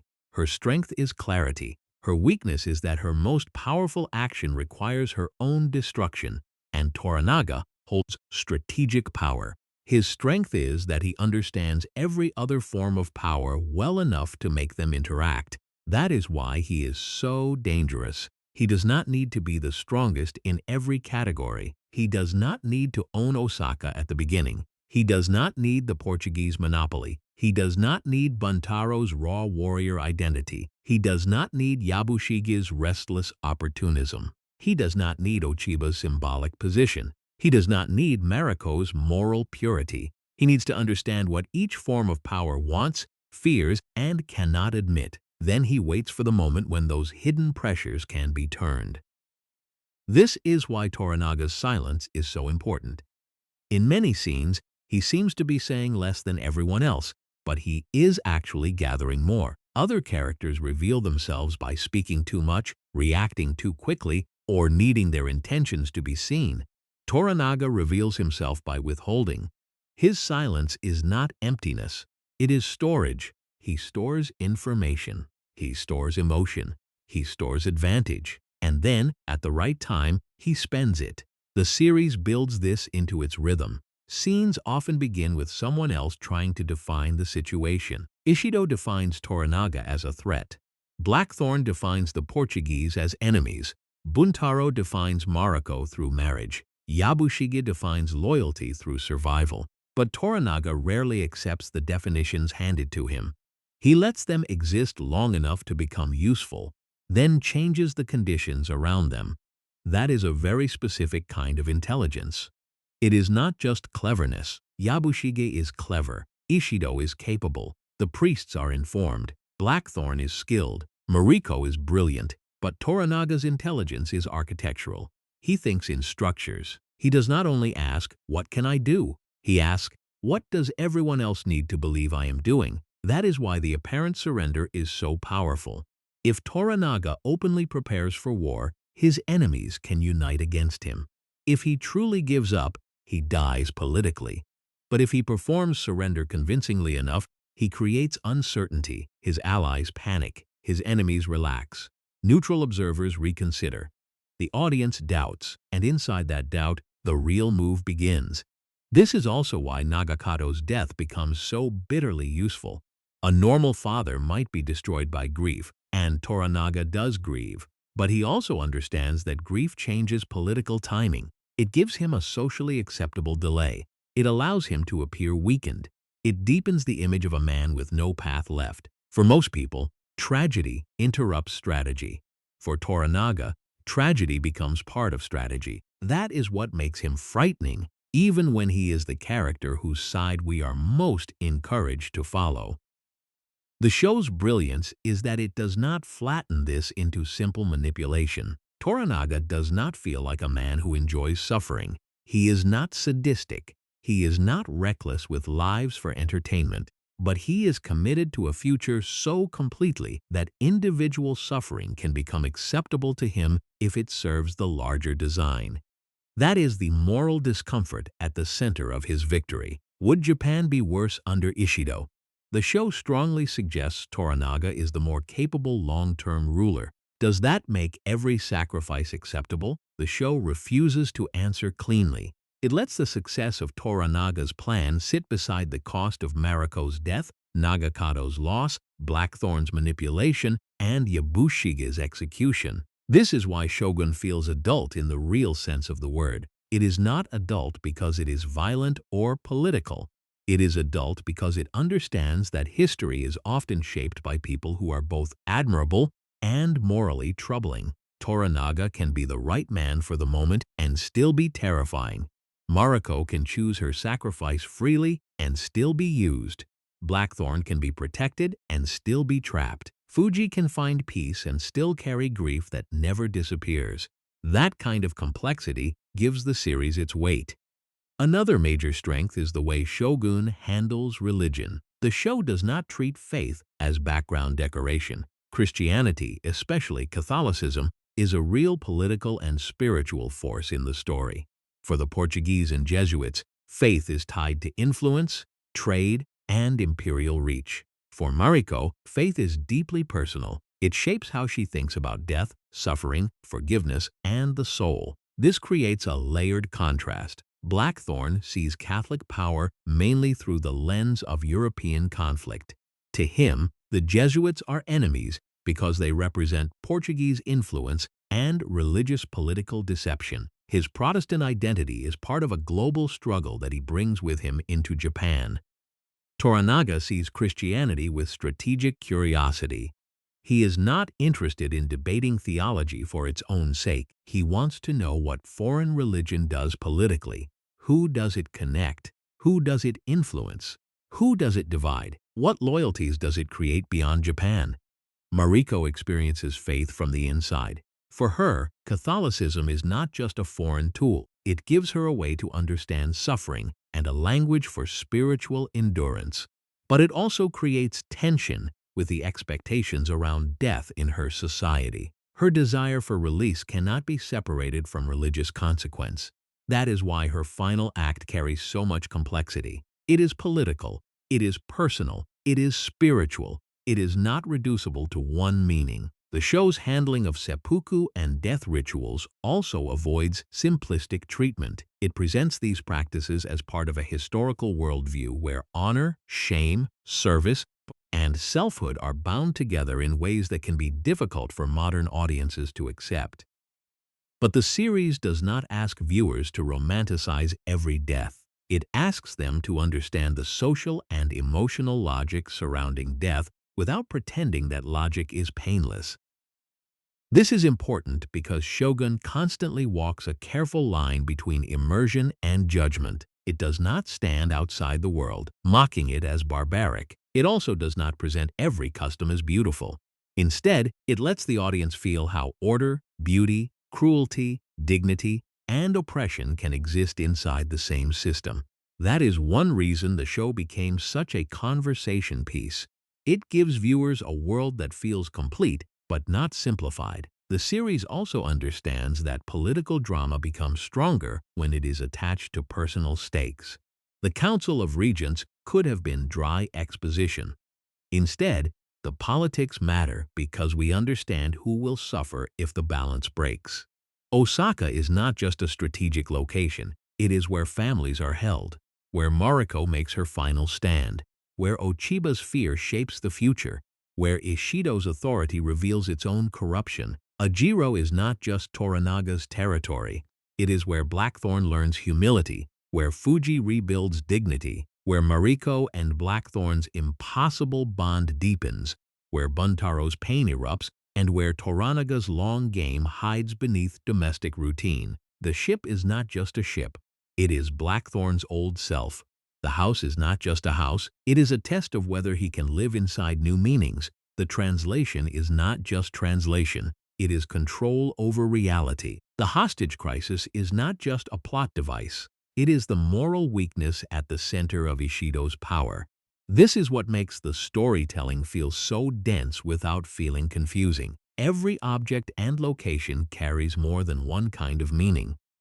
The show's structure also benefits from restraint in exposition. There are explanations, of course, because the political world is complex, but the series often makes viewers infer meaning through behavior. We learn Toranaga by watching how others react to him. We learn Mariko by noticing what she does not say. We learn Blackthorne by seeing how his anger changes into attention. We learn Yabushige by watching how quickly charm becomes fear. That method creates active viewing. The audience is not just receiving plot, the audience is interpreting. And because the show is largely about interpretation, that viewing experience matches the theme. Everyone in Shogun is trying to read everyone else. The viewer becomes one more person trying to read the room. This is especially true with Toranaga. If he explained his plan too early, the show would lose its central tension. If he were completely unreadable, the ending might feel unfair.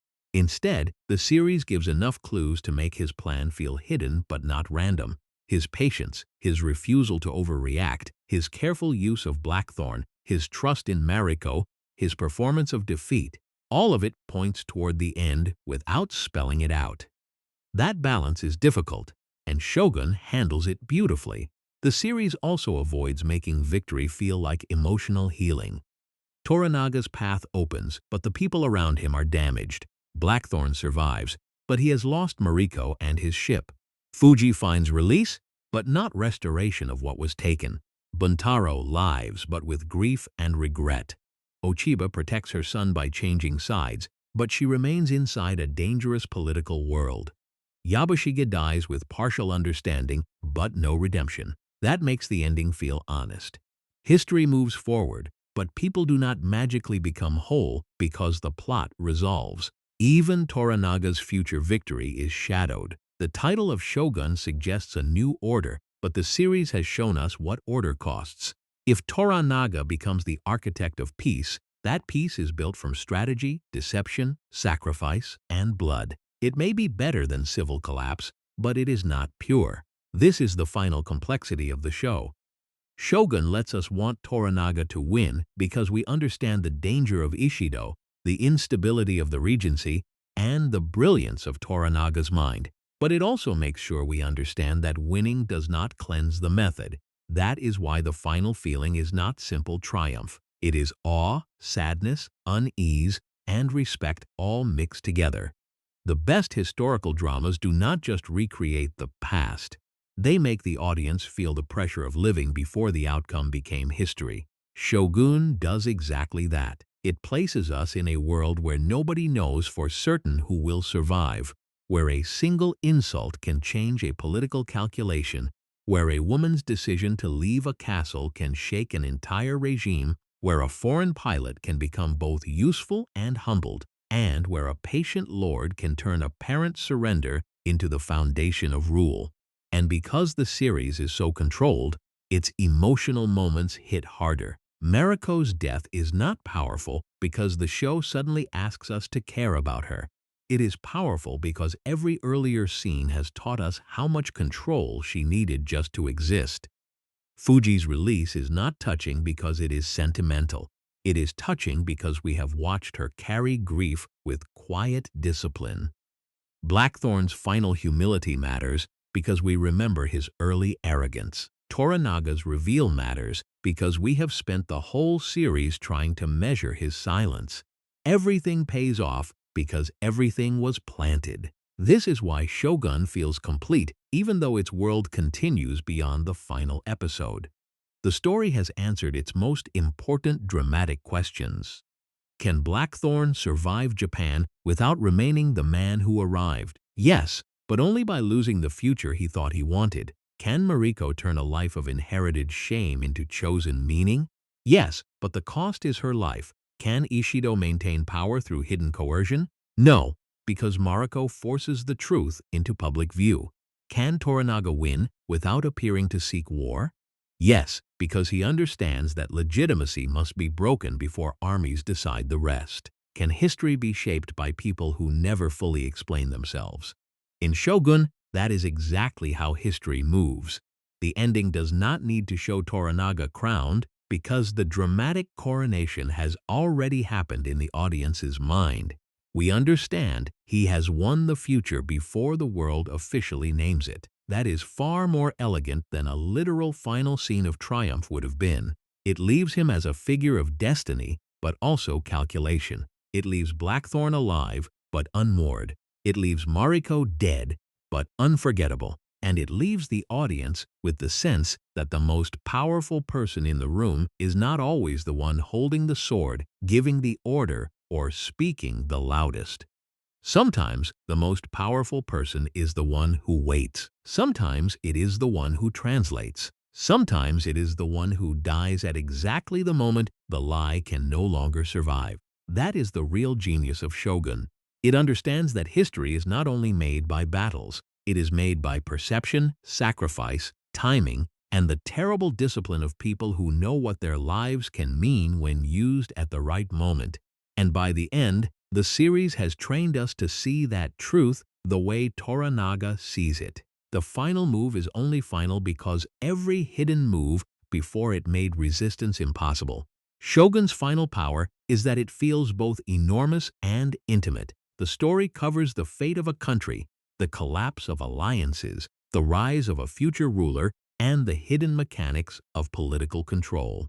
But when viewers remember the series, they do not only remember the scale. They remember Mariko standing with impossible calm. They remember Blackthorne realizing that love cannot save someone from a duty they have chosen. They remember Fuji's quiet grief. They remember Yabushige laughing, scheming, bargaining, and still failing to outthink the man who saw him clearly from the start. They remember Toranaga sitting in silence, letting everyone else mistake stillness for weakness. That combination is what makes the series feel premium. The political story matters because the personal story hurts.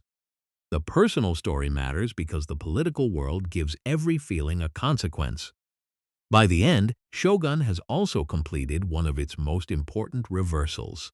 At the beginning, Blackthorne seems like the character who will explain the world to us. He arrives with maps, languages, enemies, and a mission. He believes he has brought truth into a hidden place. But the longer the series continues, the more we realize he is the one who needs explanation. He does not understand Japan. He does not understand Toranaga. He does not understand Mariko's inner life. He does not understand how deeply power can live inside silence. So his journey is not about becoming the hero of Japan. It is about being humbled enough to see that the world is not waiting for him to define it. That is why his ending is so fitting. He survives, but survival does not restore his old identity. His ship is gone. Mariko is gone. The war he thought he came to fight has become part of a larger game controlled by someone else. He remains in Japan, not as a conqueror, not as a savior, and not exactly as a prisoner. He remains as a man remade by history. There is something haunting about that. Blackthorne's old dream was movement across the sea. His new life begins with staying. Toranaga's ending is different because his destination has been present from the title itself. The word Shogun hangs over the entire story like a prophecy nobody can safely speak. Toranaga denies ambition because ambition spoken too early becomes a weapon for his enemies. But his actions keep shaping the world toward one result: the collapse of Ishido's position and the rise of Toranaga's order. The series is careful not to make that feel like a simple happy ending. Toranaga is brilliant, but brilliance is not innocence. He sees people deeply, and that is exactly what allows him to use them. He protects Blackthorne, but also traps him. He honors Mariko, but also sends her into the place where her death can become useful. He grieves Nagakado, but his grief becomes part of the timetable. He condemns Yabushige, but still gives him a glimpse of the truth he craves. Toranaga is not a monster, but he is not gentle. He is the kind of leader history often rewards: patient, disciplined, emotionally controlled, and willing to let other people misunderstand him until their misunderstanding becomes fatal.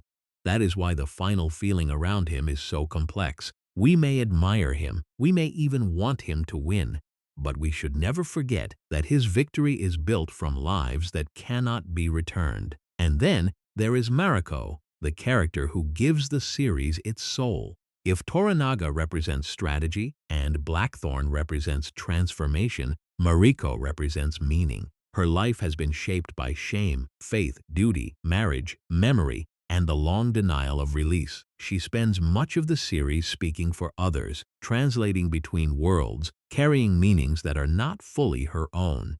Yet by the end, she becomes the clearest voice in the entire story. Her final act works because it exposes the lie at the center of Osaka. Ishido claims order, but he depends on captivity. He claims legitimacy, but he rules through fear. He claims to protect the future, but he turns noble families into silent prisoners. Mariko forces that truth into the open by making her own body the point of conflict. That is why her death changes everything. It moves Ochiba, it weakens Ishido, it gives Toranaga the opening he needs. But more than that, it gives the audience the emotional key to the whole series. Shogun is not saying that sacrifice is beautiful because death is noble. It is saying that in a world where people are trapped by power, the ability to choose what one's life means can become the last and greatest form of freedom. Mariko's death is devastating because it should not have been necessary. It is powerful because she makes it matter. That tension is what keeps the ending from becoming empty tragedy. The series also leaves behind a sharp lesson about appearances. Ishido appears to hold Osaka, but his control is brittle. Blackthorne appears to be the disruptive hero, but he is also a tool. Yabushige appears adaptable, but his adaptability has no root. Toranaga appears defeated, but defeat is part of the design. Mariko appears trapped, but she is the one who finally breaks the trap open. Again and again, Shogun tells us that the surface is not the truth. The real story lives underneath. That is why the show rewards patience. Viewers who wait, listen, and read the silence begin to understand why a look can matter more than a speech, why a delay can matter more than an attack, why a death can matter more than a battle, and why the finale can feel complete without showing the full war everyone expected. The missing battle is not a missing climax. It is the proof that the climax was never really about battlefield spectacle. The decisive battle happened when Mariko forced Ishido to reveal his hostage system. It happened when Ochiba's confidence shifted. It happened when Toranaga's surrender stopped looking like surrender. It happened when Blackthorne's ship burned and his old future disappeared. It happened when Yabushige finally learned that cleverness is useless against vision. By the time armies move, the story has already told us who will win. That is a bold choice, and it is one of the reasons the series stands apart. Shogun trusts that political inevitability can be as thrilling as action and that emotional consequence can be more memorable than spectacle. It also understands that history is not clean. A new order may prevent chaos, but it may still be born through manipulation. A great leader may create stability, but still use people as instruments. A noble sacrifice may change the future, but still leave grief behind. A man may survive and still lose the life he thought he wanted. That is what makes the ending linger. It does not let viewers walk away with only triumph. It leaves them with awe and sadness together. And in that mixture, Shogun becomes more than a prestige historical drama. It becomes a story about how power actually moves. Not always through the loudest command. Not always through the largest army. Not always through the person who looks like the hero at the beginning. Power moves through timing, perception, information, patience, and the willingness to let others believe the wrong story until the right moment. Toranaga understands that. Mariko understands that. By the end, the audience understands it too. The show's greatness comes from making us feel the cost of that understanding. Because once you see the board clearly, you cannot pretend the pieces are only pieces. Every move has a human weight. Every strategy has a face. Every victory has ghosts behind it. Mariko is one of those ghosts. Nagakado is one of those ghosts. The men who die for loyalty, the families held in Osaka, Fuji's lost child, Blackthorne's drowned past, even Yabushige's final curiosity, all of them remain inside the victory that history will later simplify. That is the final hidden tragedy of Shogun. History remembers outcomes. The series remembers costs. A textbook version of this story might tell us who rose, who fell, and what order came next. Shogun makes us sit with the people who had to live through the uncertainty before history had a name for it. It makes us feel the terror of not knowing which silence is strategy, which alliance is real, which death will change the future, and which person in the room has already understood the ending. That person is Toranaga. But the heart of the ending belongs to Mariko. Without Toranaga, there is no grand design. Without Mariko, that design has no soul. Without Blackthorne, the audience may never learn how to enter the world and then surrender the need to control it. Together, their arcs create a story that begins with a shipwreck and ends with the sense that an entire nation's future has quietly turned. That is why Shogun feels so complete. It begins with confusion and ends with recognition. It begins with a man lost at sea and ends with him lost in a different way, but more awake than before.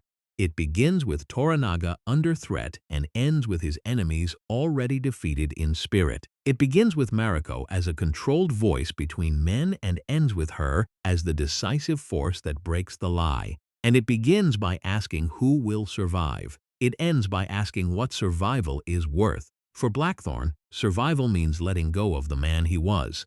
For Fuji, survival means releasing grief without denying love. For Buntaro, survival means carrying regret. For Ochiba, survival means choosing the future of her son over the false safety of Ishido's control. For Yabushige, survival finally runs out because he never found a purpose beyond it. For Toranaga, survival becomes victory. For Mariko, death becomes the one act no one can take from her. That is the full shape of Shogun. Not just a story of war, politics, and ambition, but a story about meaning under pressure. A story about people trapped by duty, history, faith, and fear, still trying to make choices that matter.